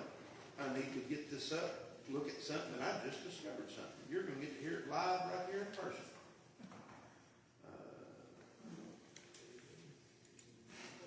I guess my problem is, how do you sell a total car without a title? Because a total car does not have a title. So apparently it wasn't told until he said that. Wasn't that supposed to be approved by the council You and cannot, sent it to auction? you buy with a salvage title, and you got a file for it, you're wrong. Sounds to me like the problem went over the police department. Let me, in mine and Melissa's defense, we were told these CDs were unallocated and were matured. I understand what you're told, I understand it, but I paid over $700 since the, fire department fund started myself. And I'm not the only one, hell, I was the one that helped start it. And, I mean, back until this recently, we knew, I guarantee you knew how much everybody gave every month, we knew. Cause I used to go look at it. Just to go down that rabbit hole, that number has not been presented in a long time. I have spoken to Mr. McGrory. But that's still from the citizens of Bogata. Correct. I'm not arguing that. I'm talking about to knowing what's there. It's a voluntary. It is a voluntary donation. Somebody needs to go to jail for that.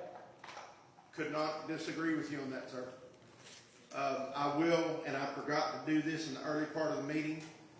I told everyone at the last meeting that I would come and tell you exactly what was donated, along with the paperwork to back it up. No, I'm not talking about over time. In the last month, this is going to be an every month deal. It should be. And it should be, you're correct. In my council packet, I was given the information that showed that we had a total of 7 donations this last month. Now, Some of those were done, and Mr. Evan will speak to this shortly. We've got we basically have got to go in, and you've got to say, I want to donate to this. In the past, it was printed on there as $2, and it said if you don't want to donate, just deduct it off there. That's no longer how it's being done. You have to opt into it. And I don't know why it was taken off. I don't think it's illegal. I don't know who come up with that. We checked it when we were done. it wasn't. It's not that it was illegal. We went to a new billing system, and that system has not been utilized the way it should have been. I'm learning things. He's learning things about that I never knew. It is going to be utilized correctly going forward.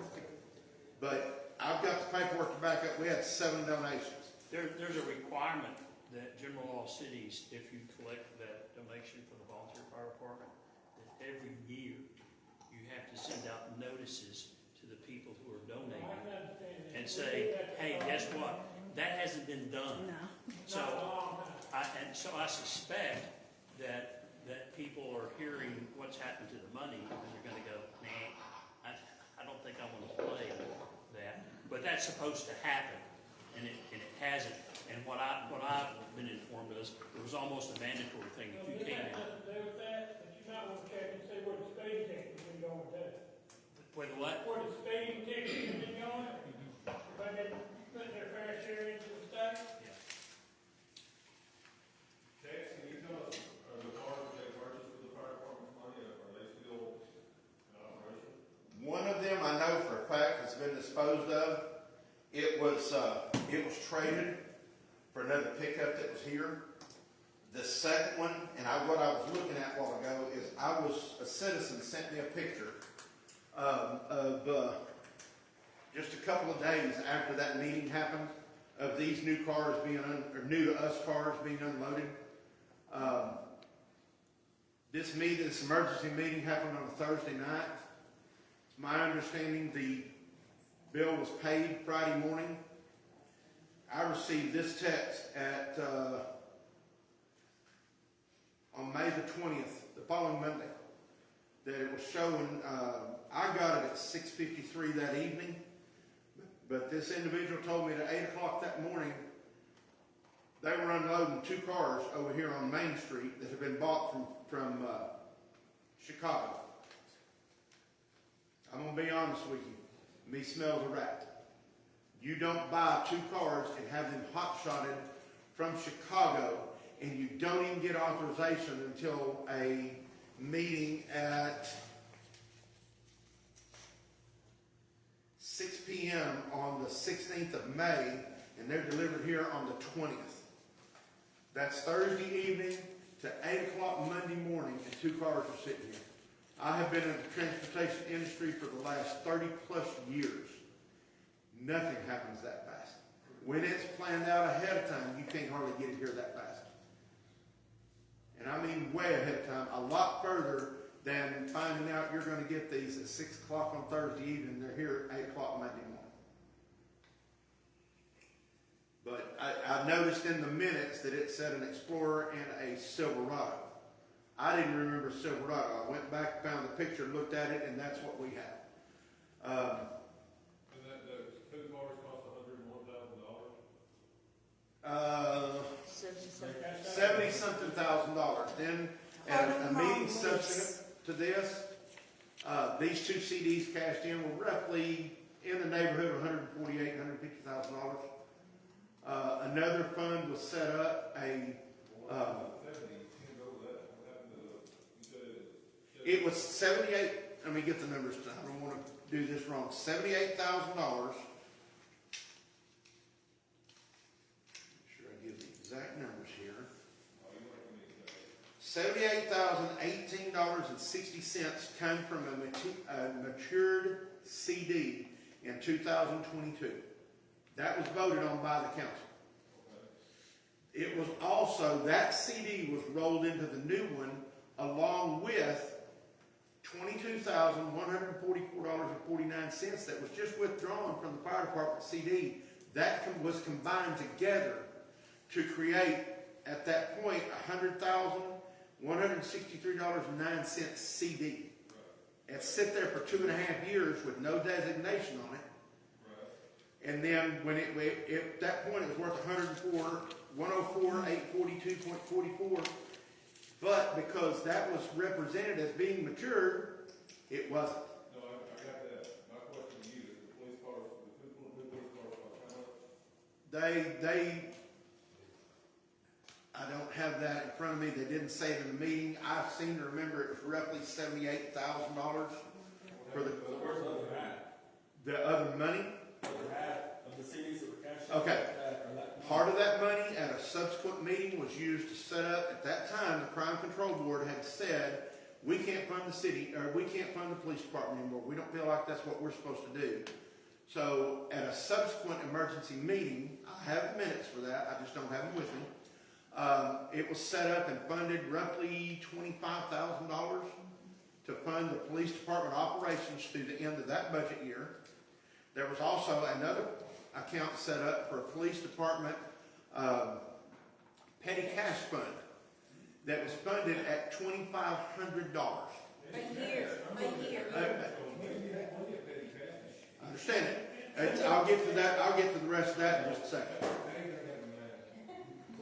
So where's the other 40-ish thousand from that was cashed out of the CDs? You've accounted for? My understanding, and when I asked the mayor about it at that point, it was put in the general fund.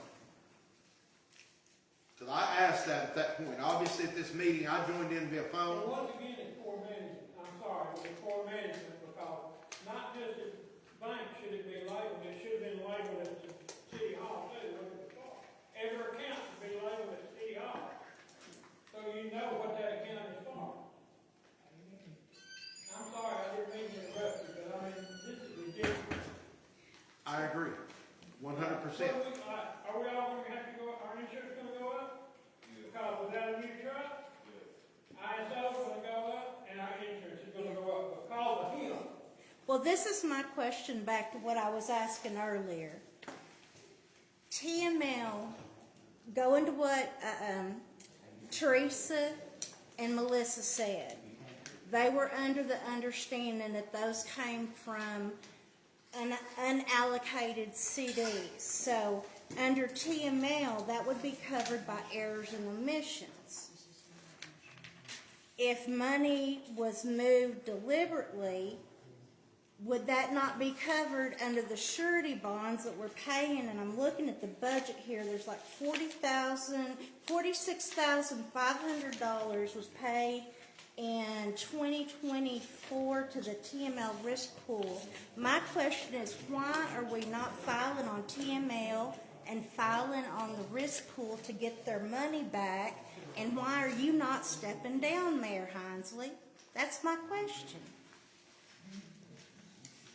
Well, we didn't know we needed to file anything right at the time. I mean, it appears that the council, approved these actions. And that's how we acted. Everything was hidden from the council. Nothing was told. There wasn't anything hidden. We all got the same information at the same time. So you specifically said, hey, we're voting on this, but hold up, we're taking it from the fire department. No, that wasn't ever the case. But you did sign the CD to withdraw the fire department CD. I did because the council approved the CD closing. It's right here in the minutes. Not from the fire department. I was at that meeting where y'all were, David, you said something about the sludging of the sewer. There was an old CD at that time when we were here at that city council meeting that you were asking about how we were going to take care of the sewage. You know what I'm talking about? Dredging the sewage? Yeah, we were told at that meeting that that was the CD that y'all were talking about. And I would not know about dredging sewer. Obviously, this is not my thing. But I remember that because I'm like, well, what are we going to do when stuff starts backing up if we're not taking care of that part of the city? I would also like to point out that at that meeting, it's not reflected in the meeting minutes, but when I, over the phone, attempted to say we need to slow down, I don't think this is an emergency, we need to slow down and look at this. At that point, the police chief stood up and looked at the mayor and said, I don't have to listen to this crap. hang up on him. It doesn't matter anyway. There were numerous people that were here at that meeting that saw it. That's what I've been dealing with for the last 3 years. I have not come out and brought it out publicly and blasted everybody and done all this. Maybe I should have done that. Maybe you should. Maybe I should have. But in the meantime, during that time period there, I buried a son in 2020, a wife in 21, and a son in 25. I've had a lot going on, and that's not an excuse. That's not an excuse. I've had a lot going on, and to be honest with you, I shouldn't even be sitting here right now. I should have turned around and said, you know what, let this city, whatever y'all want to have happen, have happen. I'm just crazy enough that I love this little town. Trouble of it is, you have members on there right now, what the mayor sounds like. I'm not gonna point no finger, but I think everybody else can point. You should have told the chief to sit down and be quiet and leave. Yes, sir. Could not disagree with you. You're a council member. You've had the right to say your piece. Someone didn't listen to you. May I ask a question? So if these cars were totaled, which was the whole point of this emergency meeting, those cars have full insurance, so was there ever an insurance claim made? And if so, where did the money come in? We are looking for that right now. I'm going to be honest with you. When I was given the city bank accounts, I literally have a stack of statements that big for the last year to go through. I am having to go through them line by line and figure out what come from where. It's a lot. I mean, it is a lot. I have not found those deposits. Are they here somewhere? Maybe. Okay, you need to get back on that, Anyway, sorry. cash fund, no, the petty cash fund, that's Okay. Back to the petty cash fund. You're right. Thank you for that. $2,500 supposed to be a year. That was authorized at that time to be funded with $2,500. A year. The minutes, I don't remember exactly what they said. It said for funded at $2,500. That would have carried through until the new budget started October 1st. In that new budget, there was a line item of $500 allocated to that account starting October 1st. I guess the bottom line, what are you gonna do with the money that the dog allocated for the fire department right now? We're going to get to that in just a second. That account, through the statements I has had over $20,000 run through it and spent by the police department. That account, They love their Amazon. on that account, you start looking at it, there are numerous transactions to Verbo, vacation rentals, Amazon, there's a bunch of them. Now, this is the petty cash account that was set up by the city, not the crime district account? Correct. So this is more Amazon and more, okay. Looking at it, putting that account next to the crime control board account, what it looked like to me is they would start with the petty cash fund and use it until they had exhausted what was in it to be used at that moment, and then switch to the crime control board account and continue right on, and it never slowed down. Last year, between that petty cash account and the crime board, the police department spent over $70,000. That does not include payroll or purchase of cars or fuel. And here's the reason. We have no financial, we have nothing to go by. When I get a financial record, I expect to have a line item, the budget amount, how much is spent that month, and what's left. I have never in a year and a half done that. So, I have a question, and this isn't a personal attack, I just have a question. If you're not getting a financial report every month that you can read and understand, why are you approving the financial report month after month after month? Because it's on that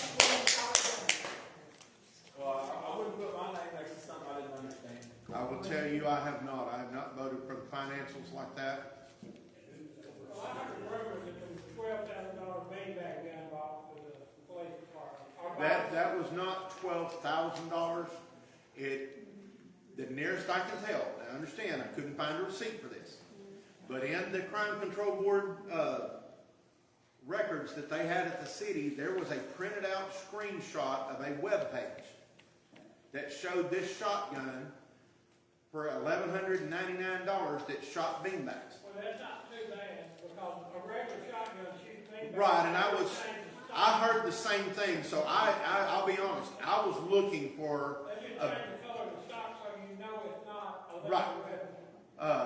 but that is, from my understanding, that is a crowd control weapon that is designed to be used in the event of a riot. Now, I don't know, I've only lived here. We need a SWAT team, good. I understand that. I've only lived here since 2011, so I don't remember when the last time the city had a riot.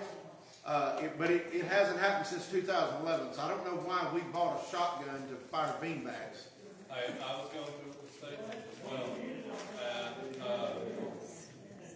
from what I've been able to Google and research, we bought like a tear gas gun. Okay, so, if I'm correct, this agenda item is discussion of possible action on disposition of fire department CDs and accounts. Correct. So let's get back to that real quick. Okay. The fire department is again requesting the release of the CD ending in 5263 in the amount of $12,173.33, and CD number 1401 in the amount of $83,916.61. It's my understanding that the council has had discussions with the city attorney, and it is legal for them to release that to us for safekeeping until we need it to purchase a truck. My apologies, we got off on the other petty cash account. That's my understanding that those are, just for everyone to know, the 80, you had the amount, it was 83,000. That one is the other CD that is designated for the fire department. The one that has $12,000 in it was initially, or was set up, and is still marked as a fire station fund. The only problem was, we voted in 2022 to pay the fire station off, and it was supposed to have been cashed in to use for that. Instead of doing that, what it appears was done was went in, and the entire payoff balance was pulled out of the fire department account. So, by my thinking, that $12,000 CD needs to go back to the fire department. Yeah. Now, after speaking with Chief Allen, he's given me the names here, and I want to make the motion that we transfer control of the two CDs, and give me the numbers again, please. I neglected to write that down. Account number ending in 5263. The account number ending in 5263. That's the one labeled fire station account. And account number 1401. You know what the balances are on this? What, $83,916.61 and $12,173.33. Yes, sir. Okay. Anyway, I make the motion that we take those two CDs, transfer complete control of them to the fire department. For purposes of the bank, I want to add the following names that these are to be transferred to. Wade Allen, Fire Chief. Zach Ward, Assistant Chief. I don't want to get ahead of you. Zach who? Ward, W-A-R-D.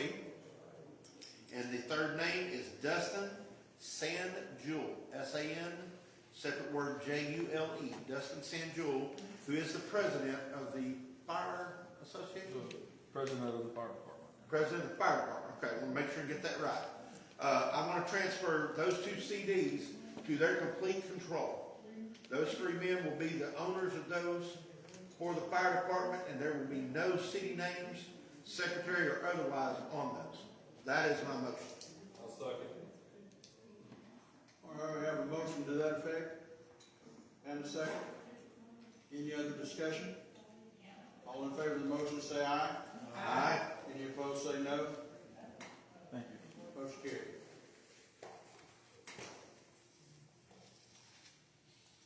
Item number 7, discussion and possible action on account irregularity involving City of Bogata Police Department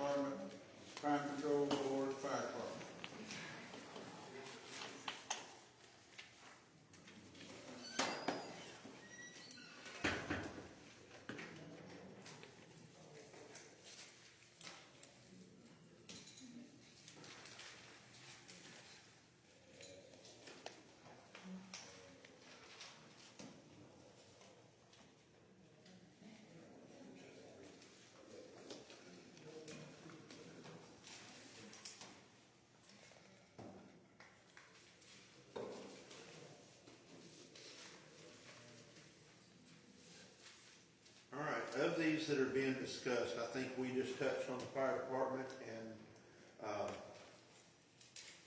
the only thing I want to say about the fire department is when those quarterly bank statements come out, which I believe another one will come out here shortly. No, it don't, sorry. Yeah, it is. That'll be the end, the end of the quarter. So we should get a bank statement on the savings account that's done. I want the council to direct that a copy of that statement is presented to the fire department. Not only for this quarter, but every quarter going forward. They need to know what money they have in their account. In multiple conversations with Chief Allen, it has been a long time since they have received a copy of their bank statement. It's their account. The money is there for their purpose, their needs. The money that is put in on a monthly basis that you donate on here, that everybody watching donates on their phone bill, should go into that account. That's how we turn around and we prove that it went in there. I know I'm not the only one, but I've got a lot of times I would go up and pay my water bill, and if it was, I would round it up to the next higher bill. Sometimes I donate $3 or $4 a month to that because, hey, it's going to the fire department. This is good use for it. Imagine my surprise when I went in there and looked. None of the extra money I have ever donated has been put toward that. Where did that money go? I'm going to be honest. From what I have found thus far, and I'm not willing to say this definitively, from what I have been able to find thus far, the transactions were made and were paid on a very regular basis up until about 2022. Looking at the bank statements, you could see where they went in there every month. And we hired a new water secretary, and those deposits stopped. And I haven't been able to find where they restarted. Now, we went to this new billing system, and I don't understand how this goes, but evidently, when you get your bill, the $2 that you could add in was moved to the back of the bill, so nobody saw it, and donations went down a lot. I know when I first got on this council in 2019, there was probably a little over half the people donated the $2 a month. And I know there's some people wouldn't do it. They said, I can't afford it. Others, I had a family member that lived here, and she said, I didn't vote for that. I didn't ask for it, and I'm not going to pay it. And it didn't get done. When this new system got in place, there was a lot of things that just wasn't done right with it.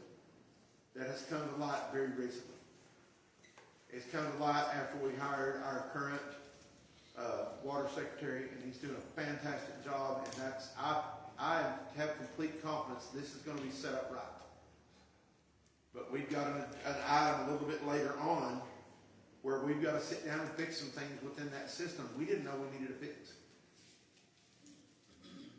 But at every council meeting, I'm going to get a list from him and say, this is how many people donated.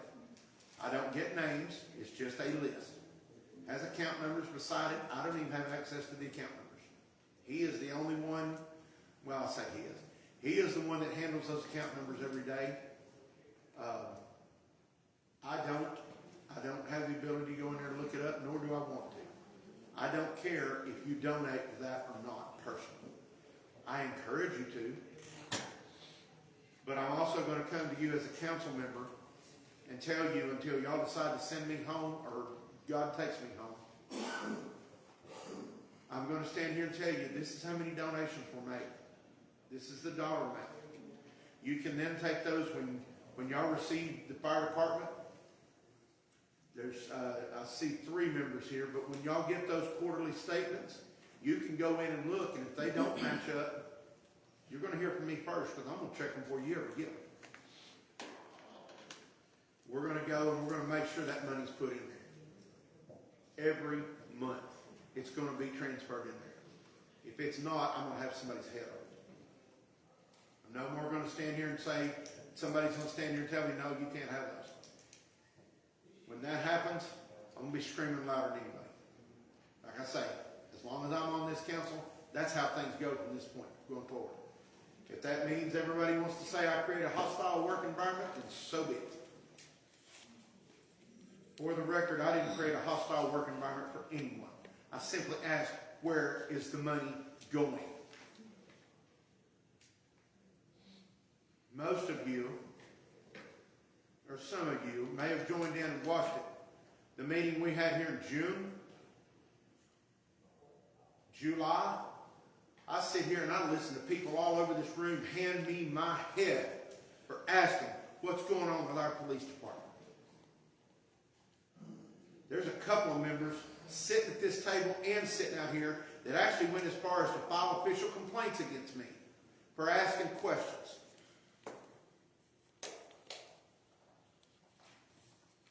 No, I didn't ask questions when I probably should have. Yes, I had a lot going on in my personal life. For the record, my son that I buried in early June was a member of this fire department. The only son I have left now is still a member of this fire department. This is deeply personal to me. Tex, I love you and all, but you was the one that made the most of the deep end of the fire department, Structure County, not too long ago. Let's get off your song. Okay, hold on. No, you can't be quiet, and I'm tired of you sitting here running your head the whole time. You may be back in the fire department now, but wasn't too long ago you was running us in the dirt. So let's end the song and dance the way we got it. Don't you can close your mouth and catch flies that way. But I'm telling you for a fact, I like you, but I'm tired of hearing you talk about what all you've done. I come up there and I've argued with Christy and Teresa voted to keep funding it. You, Miranda, and I don't remember the other one, is the one that took it away from us. And this is when it all started. I was told that was a one-year I know what you were told, and I told you that was wrong. You did. You listening to the wrong people, and you sit where you're at right now. Yes, sir. You're right. I know I'm right. That's the only time I talk.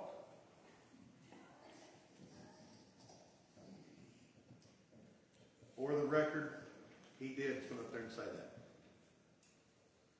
And I was wrong, and I'll go on record when I say I was wrong. I should have never voted that. I was told it would be a 1 year is all that would be.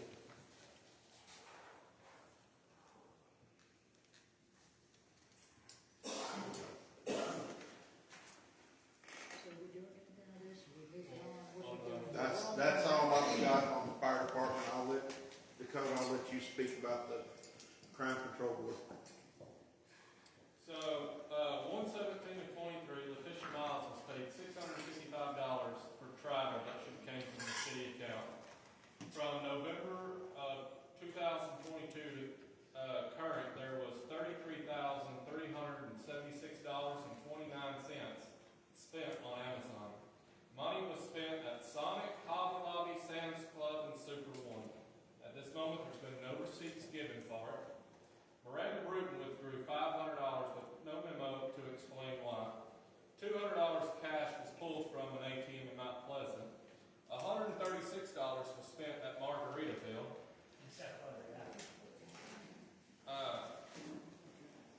5/12 to 25, $1,119 cash withdrawal, no memo. 5/8 of 25, $500 cash withdrawal. 5/12/25, $3,072.13 spent on Verbo. 11/27/24 Verbo. 2,000. Dakota, use your thing, they can't hear you.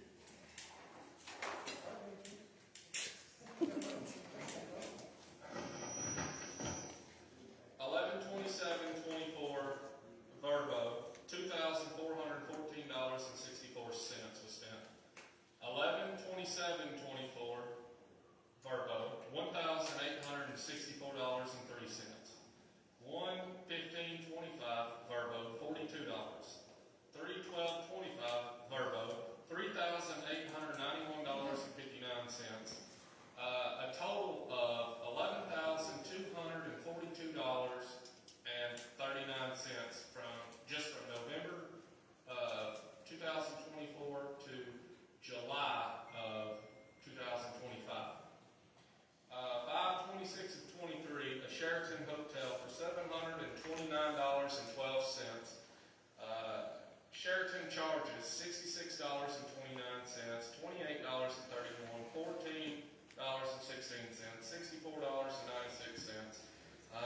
sushi. We're going to Costco for $58. Joe Jackson, Mount Pleasant for $39.42.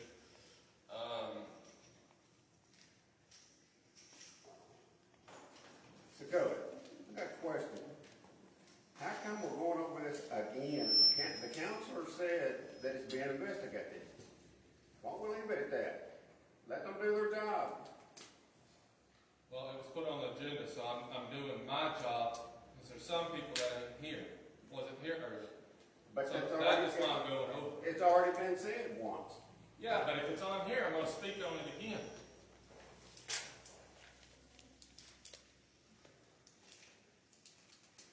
Either way, misuse of funds is what it comes down to. There's no oversight.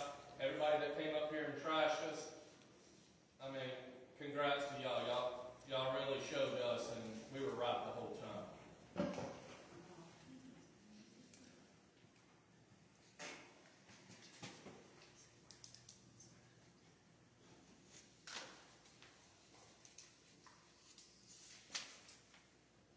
Other comments on item number 7? For the fire department, because I've just kind of been watching comments here too. When y'all do set up at Guarantee Bank, if it's possible, would y'all be able to set up where we could donate directly to the bank, to the fire department, and avoid this? We'll have to discuss it in a meeting, but there shouldn't be a problem. Okay, I know some people are.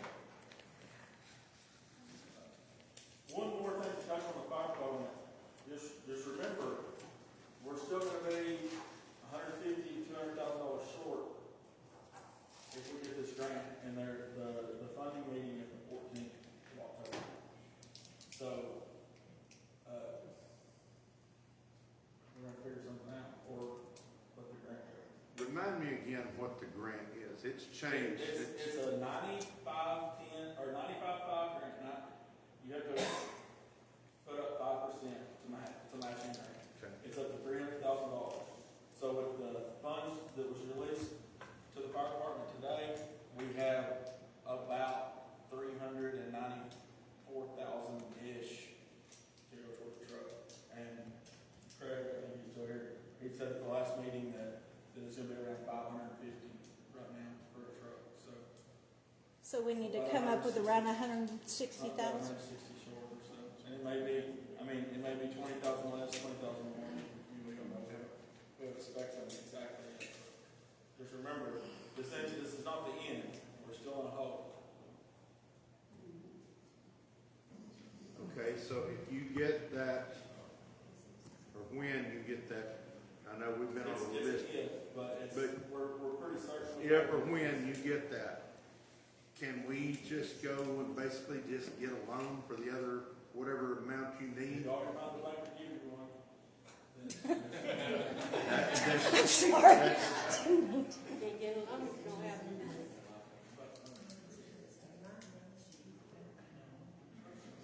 We gotta have an audit commercial to do it.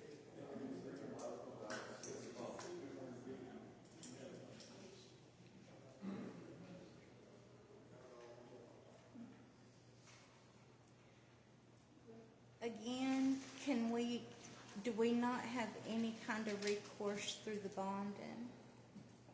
Once it's all dependent on the investigation, I guess. Once they determine, then we can file on our surety bond on our city council or mayor, whoever is determined to be the one that did it. Sure, if there's something like that there, the problem I'm having is this is happening a lot faster than my ability to process it at this point. But yes, there is a claims and omissions policy there, and I'll talk along with Bobby. We'll talk to the insurance people tomorrow and see if that's a possibility. Okay. Thank you.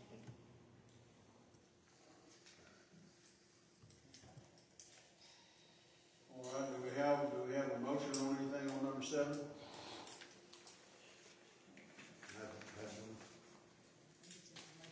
I think that was more for information than anything. All right, we ready to move on?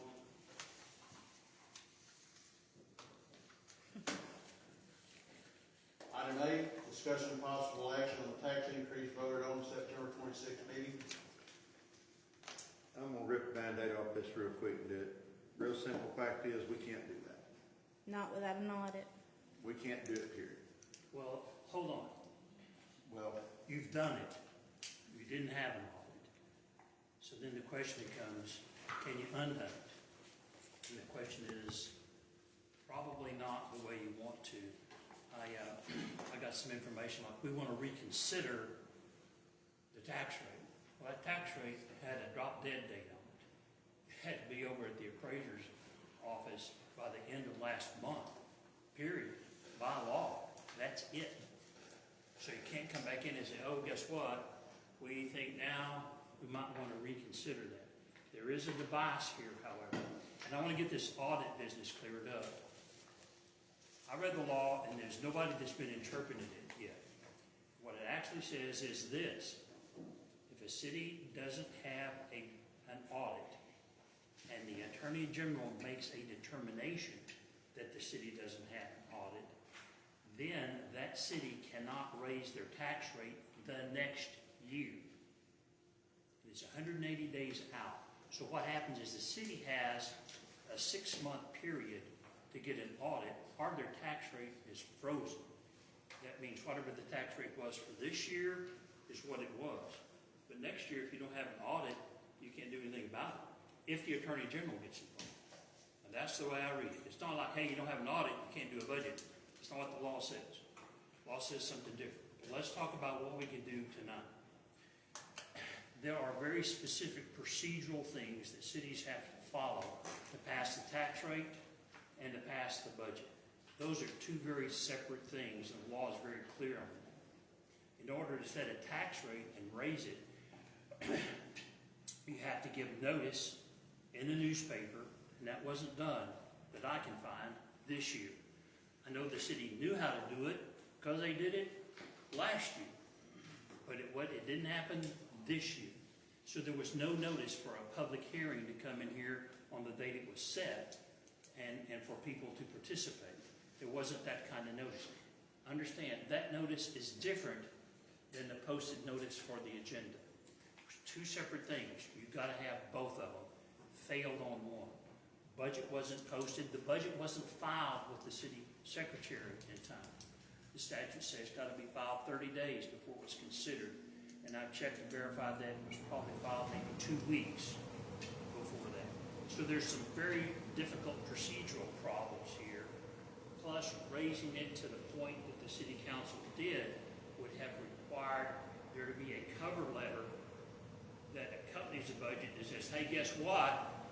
We're going to get more tax money this year than we did last, and here's the calculation.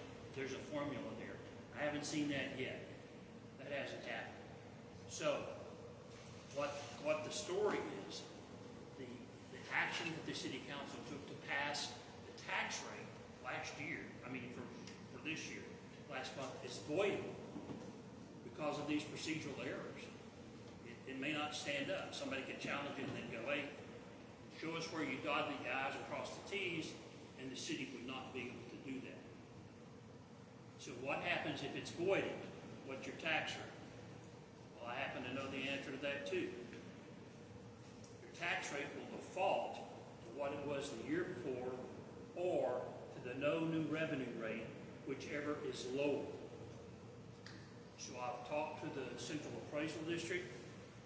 I think last year one of those rates was 4.9, and the other one was 4.7. So if this is voided, the automatic tax rate is 4.7. That would have to be reported in the morning to the appraisal district, which means, now look, I see a lot of people shaking their heads up and down.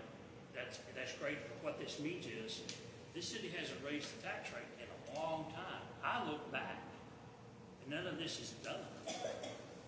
You just keep defaulting to the lowest tax rate possible, and we all know, even, let's put mismanagement aside, that loaf of bread at the grocery store don't cost the same this year as it did 2 or 3 years ago. And I get it. Everybody says, well, I don't want to pay for the misfeasance and the malfeasance that went on here. I got it. The best you can do this year is for the city council to say, we're going to avoid that activity took to pass that budget, that's voided, automatically your tax rate's gonna default to the lowest it could possibly be for next year. And then they gotta get it off. Any questions? So you're saying the way they did it was procedurally incorrect, but it can stand, but if they change it, it goes back to the known rate? Yeah, you're right. It's not that it stands as voided right now. They've got to take some action on it. They've got to say, hey, we look at this, we think it was procedurally incorrect, we forgot some things, so we want to avoid that action. It's too late to reconsider it because the drop dead date was September the 30th. So what happens is the city's basically without the council passing a tax rate, and when that happens, it defaults back to that lower level. So the tax rate would be as low as it could possibly be next year. Couldn't get any. Well, we don't have a chief of police now, so is there really a need to raise it at this point? With property values going up and everything, I would think that it might be wise to have the audit before y'all go to raising the rate. He explained the reason a lot more clear than I could have, but I'm gonna make a motion that we void the tax rate that was passed. I second. Thank you. Motion and second to avoid the tax rate that was set back on the 26th. And just for information purposes, I've gone back and plugged in that point. 7.5, whatever it actually was, into the budget, which reduces the amount of revenue. I want to think about $80,000. Anyway, just so you know, I have plugged that in. Mayor, can you turn your mic on so they can hear you, please? Mic is on.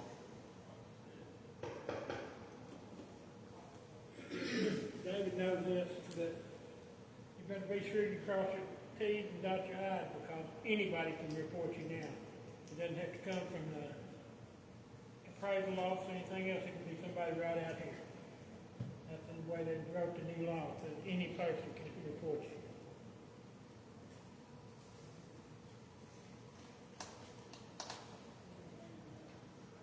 Yeah, I was just giving some information.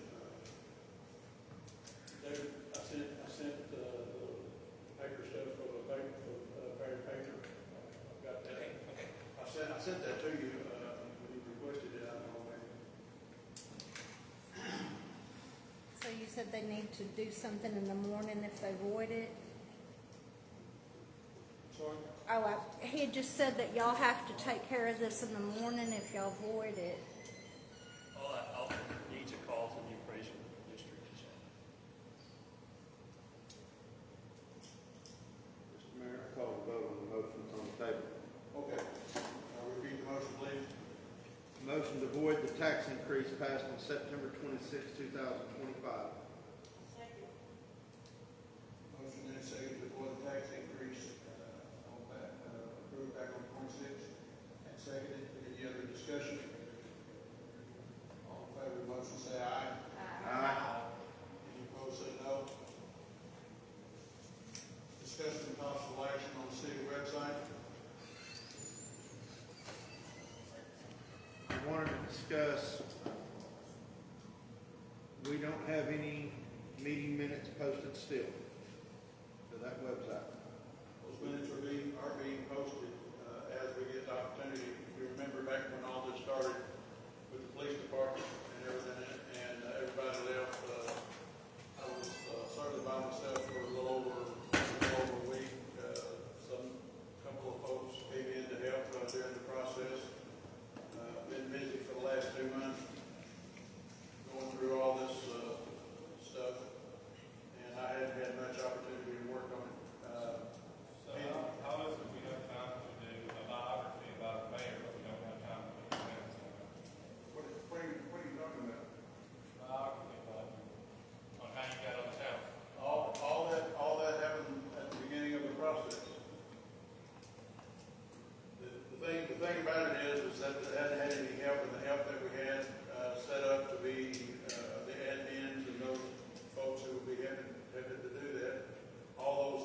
have been put over into the computer, they just hadn't been put into the system yet. And, which just, we've got to have some retraining and some of that kind of stuff going on. And, so we hadn't had time to work on it now for 2 months. It is up and functional, and there is information in there that I hope everybody's taking a look at and using. Some of you would like to learn that process. I bet we can set up training for that as well. So the website is up and functional.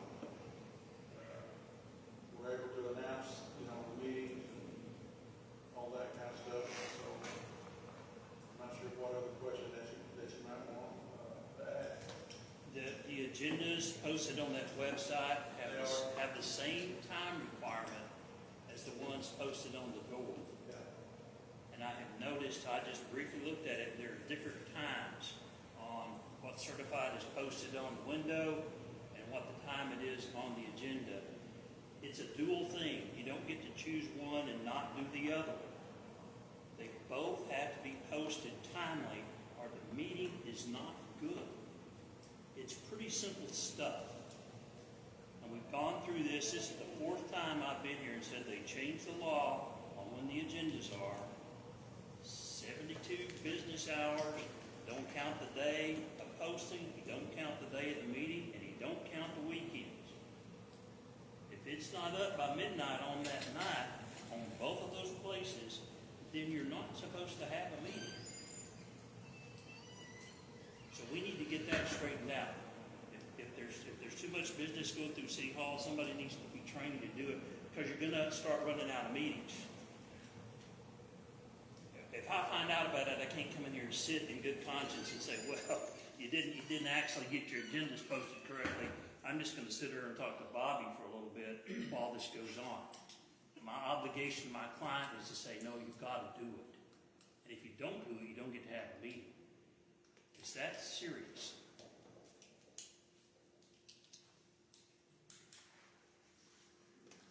And those new standards came in September 1. That's correct.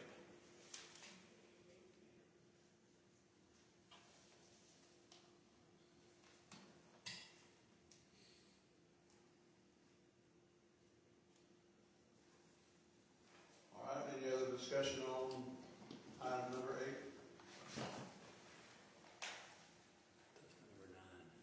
I'm sorry, 9.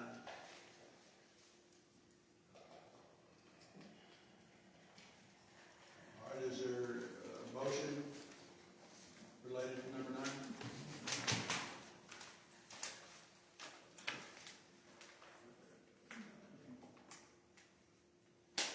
All right, item number 10, discussion and possible action on agendas and minutes for city website. I guess that's what we just talked about.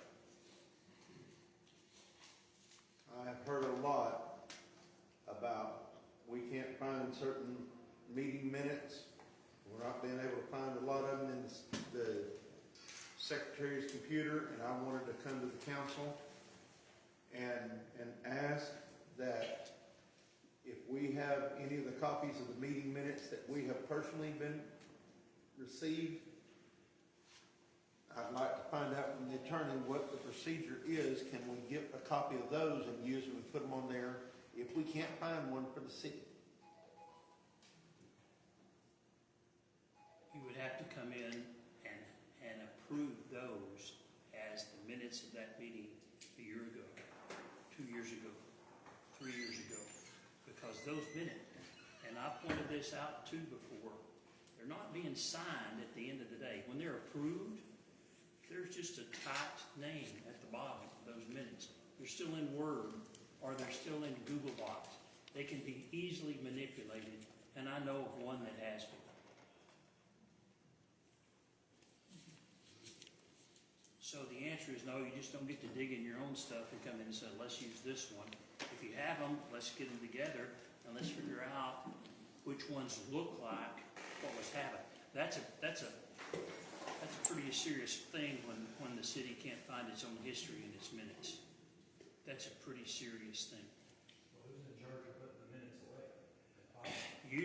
Generally, they're voted on. The city secretary gets them. The the city secretary is responsible for filing them. I have suggested they do two things: keep a paper copy and scan those in under city council minutes and put each date in there on it, so that we're covering both our bases. But that generally is the city secretary's responsibility. I don't have a city secretary, I'm assuming it falls on the mayor. Somebody would have to say, yeah, get that done and know about it. I would hope that they start to cross-train people a little bit, so somebody else sits here, if she's sick or she's gone, somebody else would say, well, at least I know how to get payroll turned out, and I know how to file those minutes. Somebody's got to do it, however. And I'm about to get stubborn about this. If there's not a signature on stuff, I am not going to believe it. If you are the person that posts that up out there on that door, sign your name to it. I don't care who it is. It doesn't say the mayor has to post it. It doesn't say the city secretary has to post it. It says it has to be posted. So whoever glues that to the window better have their name on it, because that's the one I'm going to talk to. So can the council vote on somebody to be in charge of that? Does it have to be, or? We are getting down into the minutia here. This is not something a city council should be going, hey, it's something that should be responsible, and it's a management thing. I've never been in a city, and I've been doing city attorney work for 20 years. I've never seen a city that didn't sign their minutes. Ever. Never.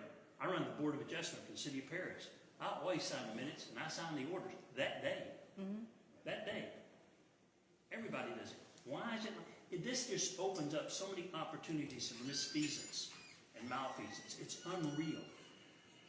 So it's got to be done. You guys can help out too. If you see something that doesn't have a name on it, call somebody's attention to it and says, hey, that's not going to work anymore. We're done with those days.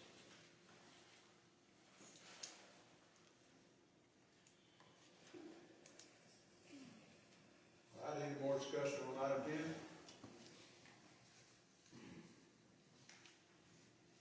Not from me. All right, number 11, possible action on the Masonic Lodge annual water bill payment. Good evening, everybody. Just want a quick question on number 11. Has the Masonic Lodge made a formal request to have their bill made annually or paid annually? Do we need that formal request before we proceed?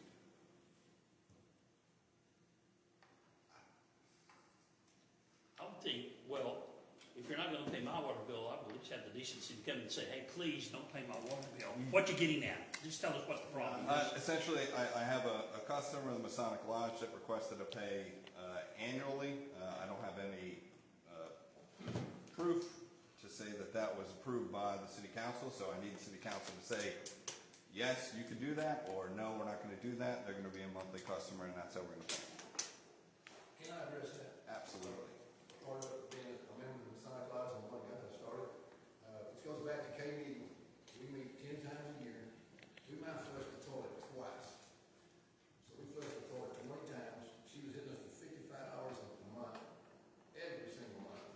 And I told her, I said, Kay, you're killing us. I said, you know, we have one bag of trash a month. I take it to the car wash, put it in the trash can there, because I don't have to go up to the lodge, roll the trash can out, when it's just a small bag of trash, because generally about 10 to 12 votes. So I said, hey, look, can you do something about that? She said, I can't. She said, let's just go in there and see, one time a year, we're going to read your water bill, and that's how much you know. If you want to do something different, that's fine. I have no problem with that. But she just said, you know, we're using, you know, we're $650 a year for what we're paying, or maybe more than that. That's what it is. It's $54, $54.15 a month times 12, 64, or $649.80 a year. You kind of got us, because we can't do without the water option. We need to be able to use the bathroom, but we don't have to put it down there. One time we have a fundraiser, but as far as cooking anything, we really don't use any water. But we understand. You know, I know you need some clarification on that, so that's kind of what it's been. But go along, it's been pretty good. You know, as far as the trash goes, I know we're probably paying whatever the rate is for the sanitary solution, maybe 10 or whatever that is. We could easily do without that. But I don't ever say that anyway. I take it down to the car wash. We can reduce trash. We can remove that, but it still stands that, you know, anyone in the city is going to have to pay a specific monthly fee to keep the water going to a specific spot. Now, again, we can work around it. Anything can be accomplished with coordination. We're not trying to short the system, we're just trying to coordinate between two parties and make it legal, whereas hearsay is not legal, right? That's where we get the death by inches and we find ourselves in whatever situation we're in, is because when we do things by hearsay, then, you know, anyone can come in and be like, well, I did it that way before, so that's how I'm going to do it. So again, I'm not trying to call out the Masonic Lodge. I really appreciate your organization. I really do like it. I just want to make sure that I'm on the up and up on my end. So if you guys would like to build them annually, you can build them annually. You can work something out as far as how the trash is rated on their organization. But that's going to be pretty much it. So Now, you're saying you can remove the trash? I can remove the rake, yeah, the trash rake. Because they're not using, I mean, there's no sense in billing for something they're not using. No, absolutely not. So we can do that. There are ways around it. Again, we can coordinate to remove certain rate codes off of the building. Dave, what would the Masonic Lodge rather do? Would you rather do a monthly bill or an annual bill? Well, see, the thing about it is, the monthly bill was gonna be a minimum of $54. So let's say we took 20 off. $20. So it's still gonna be 30 every single month. And we're using 10 gallons of water. Right. So, you know, if we do it once a year, we may have 150 gallons of water. So the water bill is small. I mean, it's very small. I can't remember how much it is, Jennifer, because it tells you when excuse me here. So on an annual thing, you would actually be billed for the amount of water you're using. That's right. And not That's what's not. we're paying for the water, but we're not paying a minimum fee. I make a motion that we bill the Masonic Lodge on an annual basis. Well, Evan, you had unfortunately, something to say. Can't do that? the bill, the way it's set up, right, everyone has a minimum. So your minimum is 2,000 gallons. You use a gallon, you use 1,999 gallons, you're at the minimum. But you're billed to that minimum. That's the way that it's set up as a city ordinance. So you have up to 2,000 gallons, and that's what you get to use. And that's your minimum bill. Anything over, you're gonna get 60 cents per 100 gallons, $6 for 1,000 gallons, so on and so forth. So we can't just bill for usage. If we billed for usage, we wouldn't make anything. You said it's just by city ordinance? That is city ordinance. So I did not bring that city ordinance with me, but I can provide it at the city hall if required. We appreciate the offer. What do you say we just take the trash off and bill us for the regular bill minus the trash? If that's acceptable. That's fine, yeah. Would you like to do it annually, or you want to do it monthly? I think I'd rather do it annually. Okay. We don't write you a check every month. I'm the treasurer, so I'm gonna be the one writing the check. But if you do it once a year, that'd be great. That's fine. As long as the city council approves it, it's in the minutes, then it's by law, then we can do that. Okay. So it comes to a vote for the city council. Would you like to? I make a motion that we bill the Masonic Lodge annually. Okay. I second. Without the trash, right? Yeah, without the trash. David, if you come in, I can show you those rate codes and how that gets billed out. That's fine. All right. All right, we have a motion and a second to bill the Masonic Lodge annually for the water bill without the trash. Any discussion? I have a point.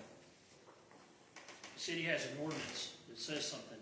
The only way you can change that is by passing another ordinance. It's called equal dignity. So in order to do this, you can vote on doing it tonight. You guys can set it all up. I'll need to see the ordinance so I can draft an ordinance for the next meeting that says this. Otherwise, it's not worth the minutes it's written on. You can't modify an ordinance by minutes of a city council meeting. You can only modify an ordinance with the subsequent ordinance. So we're good, just as long as everybody understands that's how it has to work. So I'll create that ordinance, have it ready for next meeting. Sounds good. All right, any other discussion? All in favor of the motion, say aye. Aye. Any opposed, say no. Motion carried. Discussion and possible action for lost ACH water transactions. All right, so to bring your attention to the notice of lost payments I put in your packet, you'll see 5 customer accounts.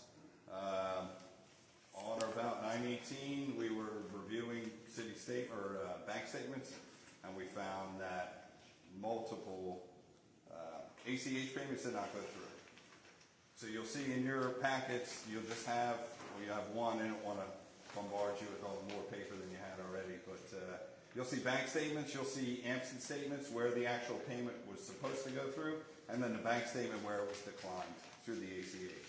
Now, through some oversight, it was never caught, and there were, many months for some of these customers where the ACH payment just kept going through and going through.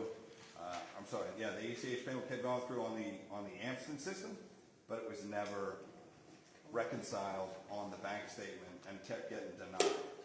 So, right now, and it is not the most accurate, right now I got a total of $3,986.05 in just those last ACH transactions that were never reconciled.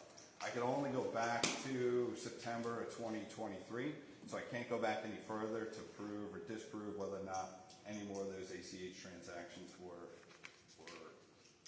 denied. So it falls on the city council as far as how we proceed. Do we have a collections agency? We have a collection as far as tax delinquencies and that sort of thing. But do we have someone that will go after somebody for a delinquent payment? Do we have an agreement with anybody? Anybody like that, no. Okay. Some muscle, that's what we're talking about, a muscle. There's not a service here that I know of. Okay. So now the council pretty much has to decide how we're going to proceed with these, whether or not we're going to try to recover payment from these individuals, or whether or not we're going to write off the accounts, or at least just those losses. These are still standing customers. These are still active customers. I've disabled the ACH. They cannot perform any ACH transactions going forward until you guys approve, and it's all written here in the statement as far as above accounts and now under ACH payments disabled. I recommend they not be reauthorized for such payments until decided by a majority vote of the city council members.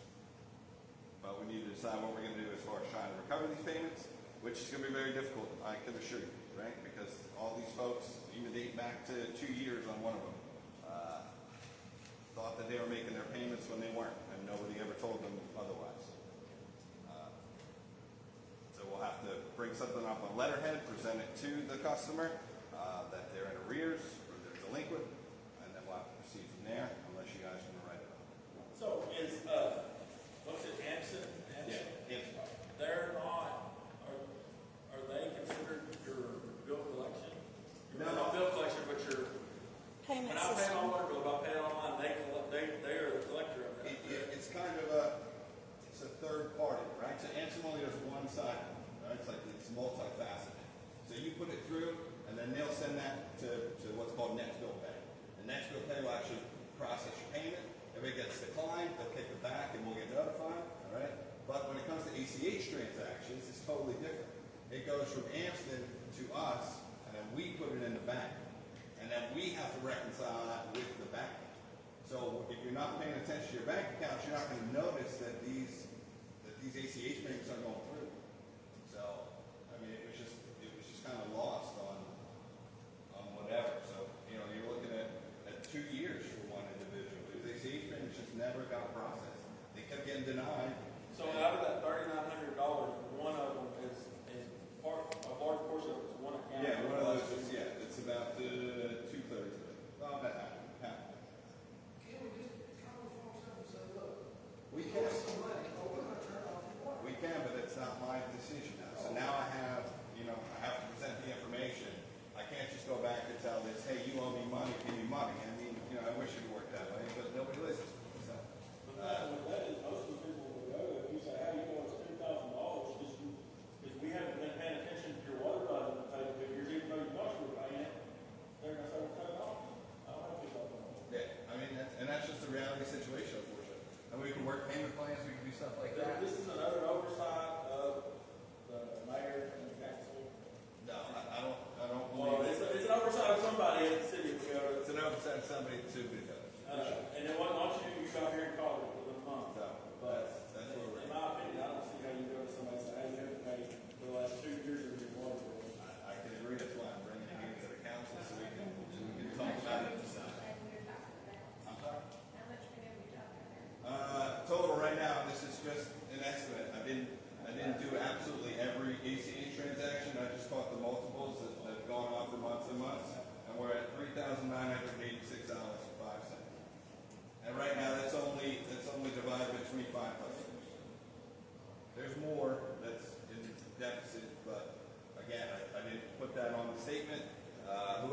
got 0036 up there. That will show you everyone over the past 2 years who had a canceled transaction.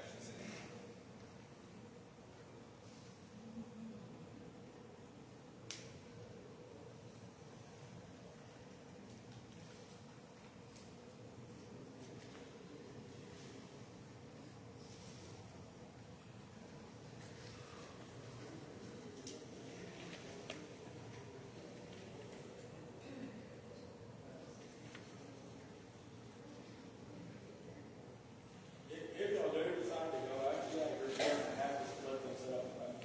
No way. Now, I couldn't in good conscience tell somebody to just give me $2,000. I wouldn't. It would really. It's going to be dependent on what the city council wants to do. But that's the reality of the situation. Is we have to make a decision. We have to move forward. I mean,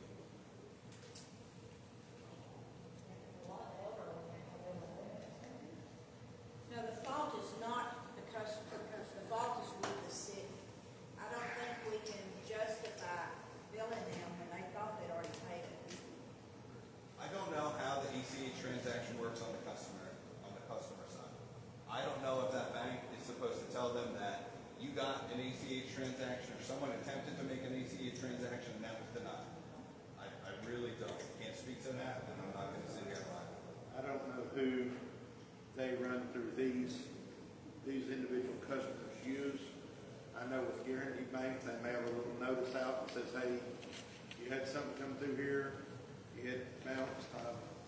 I had one happen one time myself, got a notice from it, but they don't tell you what it is. It just says this ACH for this amount was returned, and you go look your records up and find that. So, if it was something that customer had 5 items returned, they would literally get 5 of these little notices, each one in a separate envelope, and it would just be added in with it. As far as from Guarantee, again, I can't speak to any other bank. I'm not banking with anybody from Guarantee until this month for 15 years. So. No, I have not notified any of the customers on this list, with the exception of 3, but I only told them of their most recent ACH transaction that didn't go through. Reverse the payment, collect the payment, and I've stopped the ACH payments on their accounts. So now I have to call those individuals and tell them that we can't allow them to do ACH payments for the foreseeable future. But we need a way forward as far as what we're going to do, whether or not we want to approach these customers and ask them if they want to repay, or if you guys want to write those losses off. I know, like myself and a lot of the ones that are older than me, younger folks don't typically do the ACH. And I'm just wondering if this is some little elderly person or something. I don't know. I kind of feel the same way Teresa does on that. I mean, it's going to be really hard if it is some little elderly person to try to get $2,000 out of somebody.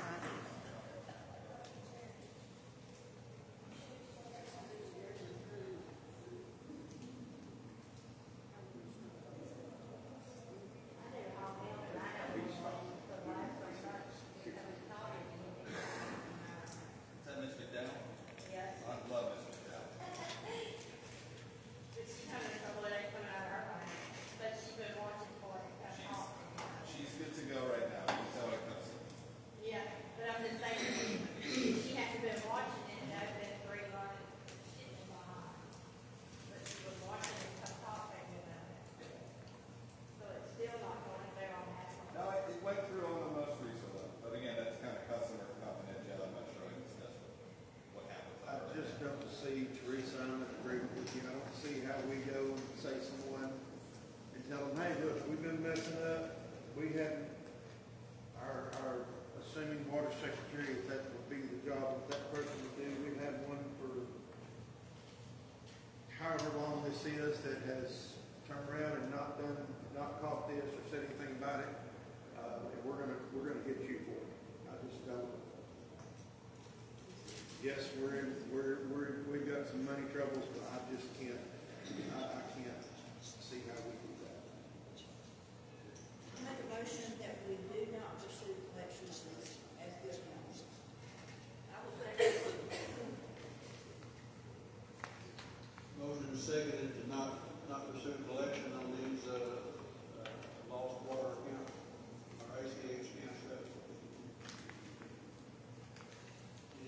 discussion?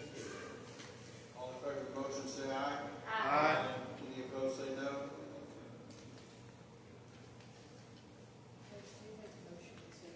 Teresa. Item 13, possible action adopting the new city water service agreement. This falls in number 13 and 14. I attached the new fee structure on the back of the service agreement, which I will present to each customer as they come in. I need to bring your attention to item 5 on page 2, titled piggybacking. I could not find an ordinance not allowing direct water hookup to a RV or a camping vehicle on a property in Bogota city limits. So that will have to, again, we'll have to create an ordinance if we want to pursue this particular item, otherwise I can remove it. Do you guys know of any? Okay, say that again, I misunderstood. Is there an ordinance in Bogota that does not allow members to hook water directly up from the water system directly up to an RV or a camper on their property? Essentially as their primary residence. There is an ordinance that says you cannot You live, cannot do that. that you cannot live in an RV for more than, Brad, I'm relying on you, 14 days? No. 30 days. If I remember right, it's 30 days. 30 days. I think you're right, actually it is. That you can't live there for more than 30 days in a calendar year, I think how it's set up and worded. So does 5 just need to be adjusted to fall into the line of that city ordinance as far as no more than 30 days?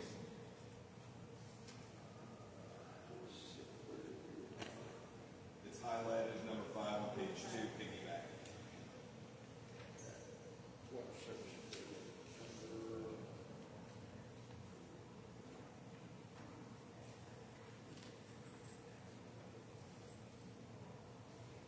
Kind of like the rest of them, I know there's some kind of ordinance related to the RV camping stuff, I just can't quote it specifically. But we get back to the office, we can check that out, I've got to look over it as well, so. The exact verbiage that it speaks about.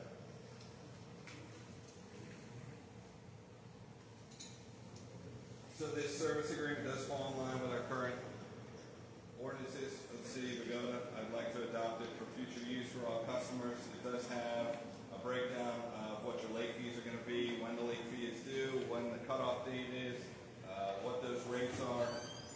On the second to last page, page 4 of 4, you'll see the actual application for the meter deposit. And then on page 5, it's a breakdown of our fee structure. And if you need comparison, I included in your packet our old 2-page service agreement.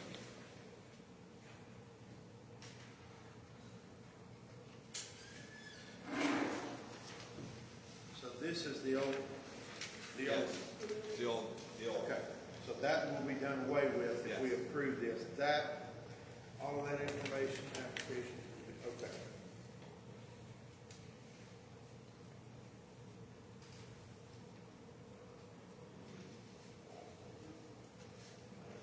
The only thing I see it needs to be changed is that number 5, that piggybacking to bring it in line with that 30 days. ordinance. Okay, I'll make the motion that we adopt this new, how do they work here? Water service agreement.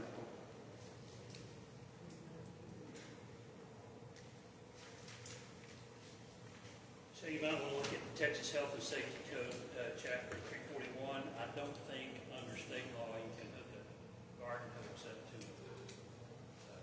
I was trying to research that while we were talking, before we jump through all the hoops, let's research that. And I'm pretty sure it's prohibited under the Texas Health and Safety Code. You can't do that. Hook up a garden hose to what? To your RV.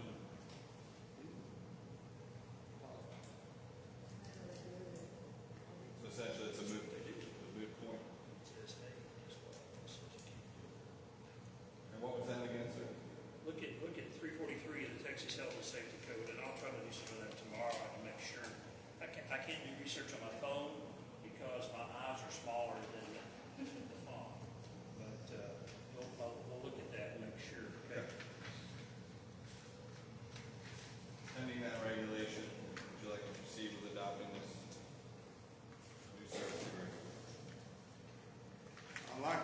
service agreement is written out. I just want to make sure that that section right there.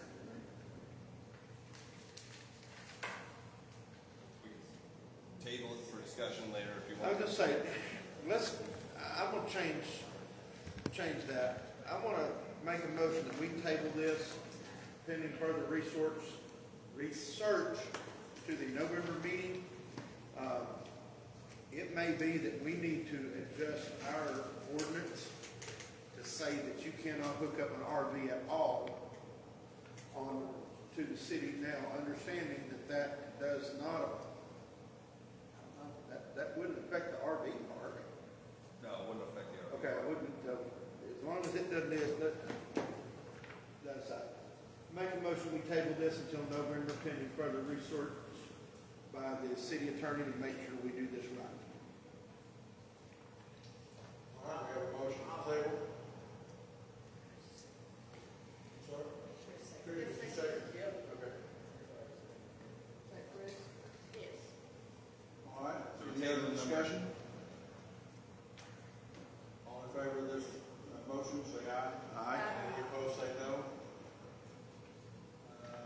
Number 14, discussion possible action on adopting new water department fee schedule. So even if we don't adopt the new service agreement, the fee structure, which I kind of need, because there's several disparities between what we are charging and what we should be charging. A lot of things are in Amston where I try to bring up a miscellaneous charge and it's zero. So I kind of have no way forward as far as that's concerned. So I'd like, if nothing else, to adopt page 5 of that, which is the fee structure.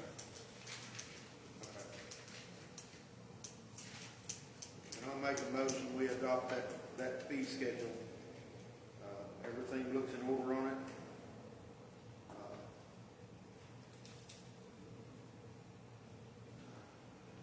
I do have a question. What is this trip charge fee? What is that for? Trip charge is when you're called out multiple times to the same residence for a meter reading that is not changed. Gotcha. Okay. All right. I'm still good with that. Make a motion, we adopt that. That was enacted in 2021, and we just kept it on from the last fee. I will second that. Motion second to accept the new fee schedule for water. Any other discussion? All in favor say aye. Aye. Any opposed say no. Number 15, discussion possible action on discounting multiple polycards. Our rate's too high for the second card. $20, it covers what we pay for sanitation solutions, but an additional card is not that much. We're charging money that we don't need to be charging, in my opinion.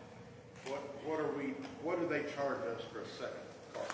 $23.91. First card is $14.47. Second card is $23.91. That's both cards included. So you have essentially a $9 difference in between the two. So I recommend we go and charge. I mean, we can go anywhere from $10 to $12. It's going to be up to you guys. But $20 is way too high. Let's bring that down and make it a little bit more serviceable and reachable. I like a nice round number. Make a motion, we discount that, charge $10 for the second polycard. What did you say they charge us when we have two? So it's $23.91, and that'll give us a general profit of about 10 cents on top of the second card. So.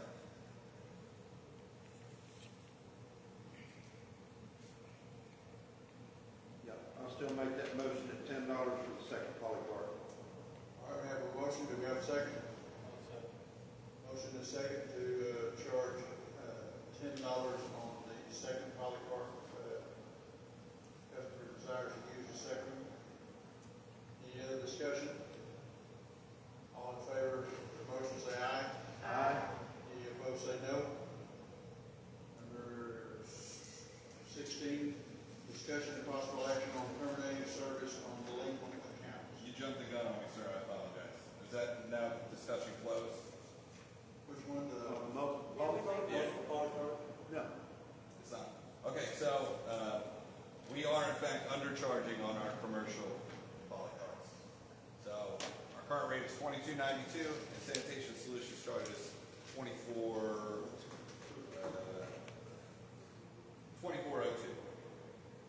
So we're losing money on commercial polycarts. Additionally, we are capped at 3 polycarts per commercial customer. I know there's multiple customers, commercial customers that want more than 3, and just the way that our contract is structured, after you get past the 3rd polycart, it starts to charge you by the yard. So I have to call Sanitation Solutions and our commercial customers and try to see if we can agree to something within the guidelines of the current contract.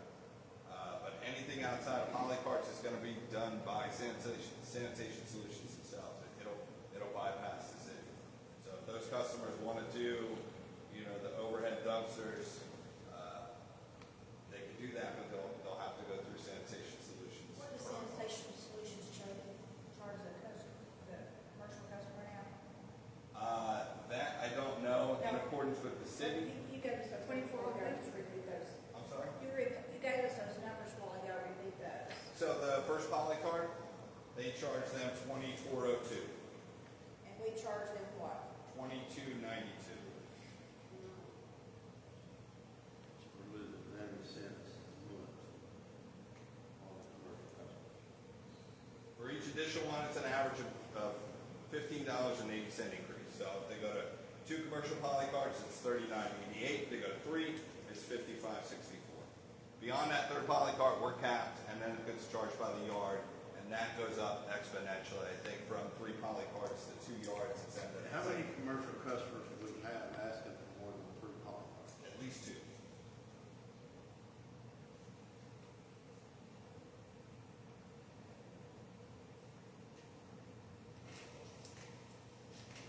Okay, so you've obviously sit down and done the numbers on this.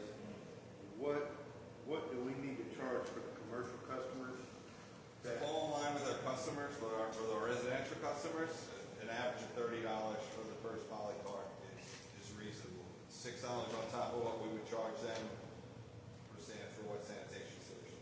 So it equal out. I mean, they don't lose or gain anything based on the rates. They pay an extra $6 on top of what Sanitation Solutions charges us. Additionally, if you wanted to go for extra polycarts, we can reduce that rate to 20 per cart. And then that essentially gives us a $4.40 profit per extra polycart. But again, the problem still persists where we're capped at 3. And we have specific commercial customers that want more than 3 polycarts. And then it goes into yardage, and then yardage goes up exponentially. I think it jumps from like $15 to like $35 on the increase. So it's nothing that we'd be able to handle. It's something that Sanitation. My personal opinion is if they cap us at 3, we're capped at 3. If you need more than that, then you've got to go get it and do it. You've got to contact them. The customer needs to contact our customer. Needs to contact and make arrangements. If you've got more than that to go, then that's my personal opinion. So Can the commercial customer get one of the dumpsters at the they site? could, and that'd be on the They commercial would have to customer contact, that's what I'm contact. saying. If they can't fit it in 3 polycarts, sorry, you got more trash coming out, you've got to take care of that and put that going forward. Can you give them 2 rate codes for 3 polycarts? So if we cap the additional polycart at $20, I can give them 2 rate codes that match. So they get an initial, and then we get a secondary at a discounted rate. And if they wanted all 3, then I give them 2 of those rate codes. So that's how we'll fall down.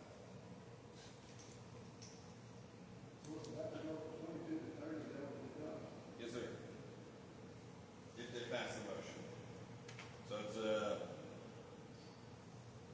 up to the council to pass the motion on increase of $30 for the commercial polycarts initially, and then $20 for each additional polycart.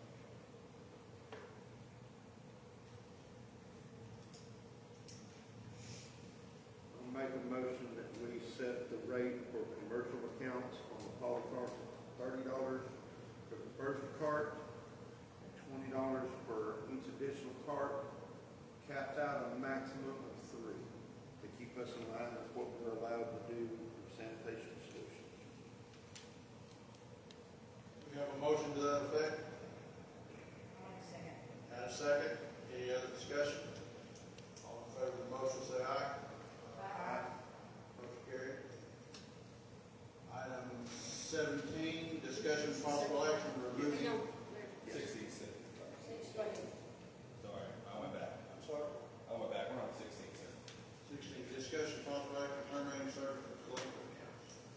I've got no guidance as far as when to terminate accounts. So my current practice is, if somebody shows up, doesn't pay their bill, I send it to cutoff. If in 7 days they don't respond to me, I deactivate their account, right? We've fallen into the practice of just letting that go, and then every time you generate charges, you're generating charges that you're never gonna recoup. So I'm deactivating that account, but at what point can I say we're no longer gonna provide this individual or this customer services for delinquent payments? So I need a deadline. I mean, we have a 90-day, your refund is non-transferable, and then it's forfeited after 90 days. So most of our customers are most of our customers just forfeit the deposit. So in my opinion, if I was under 90 days and somebody wasn't going to pay a delinquent water bill, then that's grounds for me to terminate the service, and then I'm not going to allow that individual to regenerate utility services with us for reasons of non-payment. Doesn't the water bill say that it's turned off after the 25th of every day? Yeah. Correct. I don't think they But did. this is like an individual doesn't pay, right? And then we send them the disconnect notice, we cut the water off, and then still in 7 days they haven't paid. So at that point I deactivate it so it doesn't generate more charges on top of what's already paid. But at what point do I say, okay, I can't? That has to have an end date. So I got to put a begin date for the deactivation of service and an end date for that deactivation. At which point the system's just going to start reloading and generating more charges to that account. So and if we keep doing that, and we're just going to find ourselves in a hole from somebody who probably not even living there anymore, who's down somewhere else, and we're essentially just building. I see what you're saying. You're not talking about cutting the No, I'm not talking about cutting them off. I'm talking about we keep generating charges on accounts that are no longer valid or that are inactive and have no desire to pay or no will to pay, and they're gone essentially as far as we know. We're generating charges that we'll never recoup. So we're essentially building. 90 days is plenty of time to get to. Your water's been cut off and you don't pay that I was bill. gonna say 30, if you hadn't come back in. There are instances where individuals who move out, and that date will shorten. So I've had. I'm still not understanding. If I don't pay my water bill and you turn it off on the 25th, what charges am I going to get charged after my water's off? You're still a customer. You're still an active customer in our system. So if I don't deactivate you, right, and I generate charges, because it generates charges for the whole customer base. It just doesn't generate for 1 or 2 or 3. If I generate those charges, then it's going to show up. So I'll have a spot in October, right, where it's going to say you owed $64, you didn't pay. And then in November, you got another bill for $54.15 because you weren't even there, plus your $90 for your disconnect and your reconnect, okay? And then come December, another $54.15 is going to generate because no one has deactivated the account. Kind of like a Netflix subscription that's gonna keep building up on.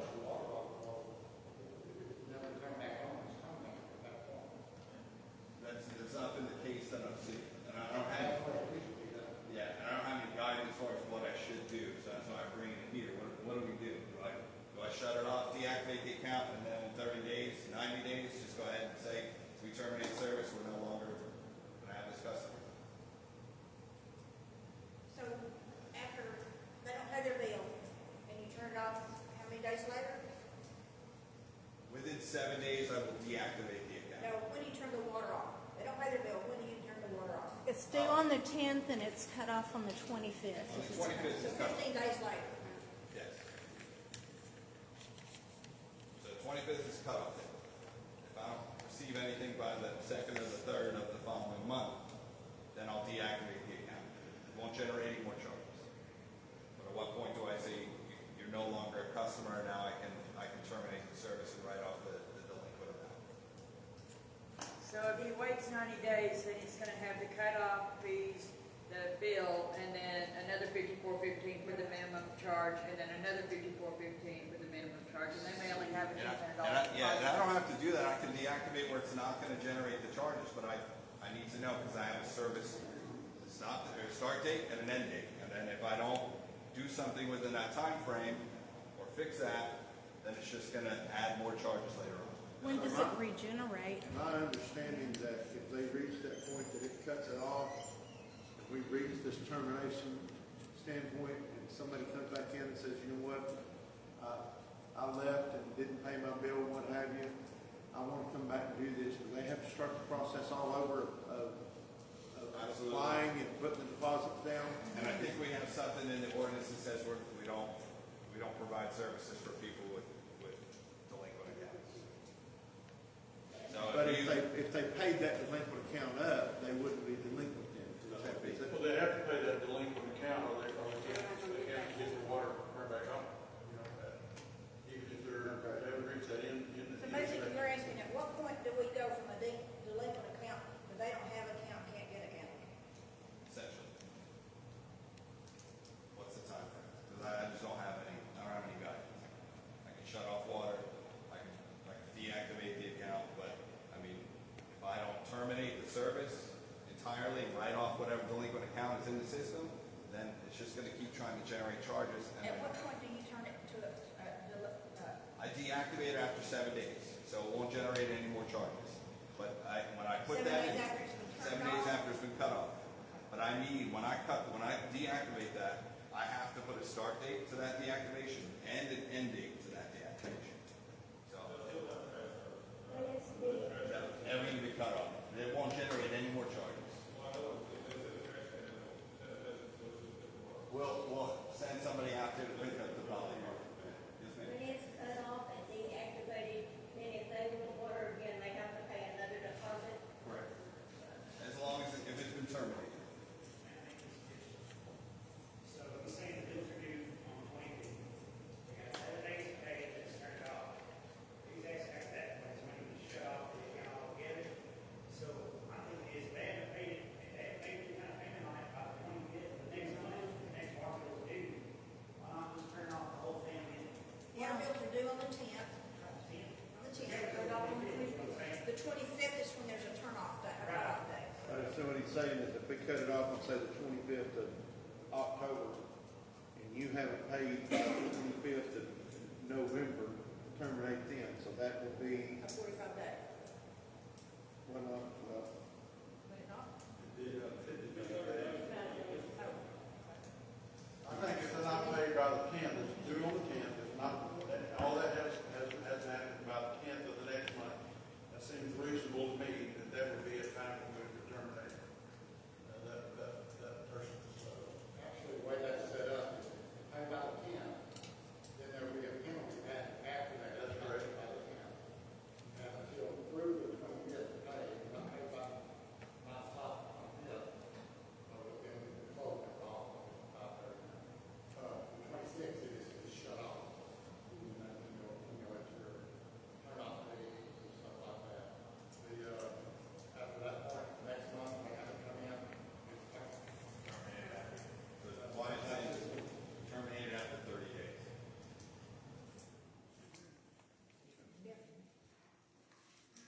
I feel like we haven't heard it from anybody in that time anyway, if not, you know, we're not going to. Normally, the guys can go by and visually see that there's nobody living there. There's been instances where people have been incarcerated, and we don't know how long that's gonna be.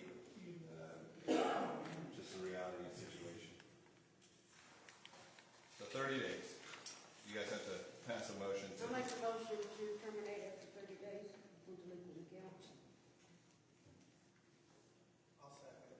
Motion and second, terminate, the account, delinquent account after 30 days. Any other discussion? All in favor of the motion say aye. Aye. Any opposed say no. Number 17, discussion possible action of removing outdated rate codes. All right, reference the rate code packet I gave you. There's multiple rate codes in here. For some odd reason, they're still generating $17.50, even though the garbage rate code increased to $20 on October 7th of 2024. Which paper are you talking from? This one, Okay, rate code paper. yeah.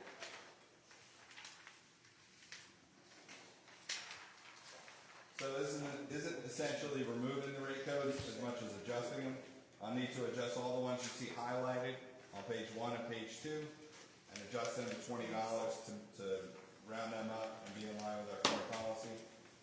Additionally, right below those, since we approved the new polycar commercial rate code, on page 1, the bottom 2, I'll have to adjust from $22.92 to $30. And we will have to send in letterhead to Hampton indicating the new rate codes that we have for the additional polycarts, the rate code increase for these 3 residential garbage rates, and 2 commercial rates. So I'll gather that up and have that ready for approval.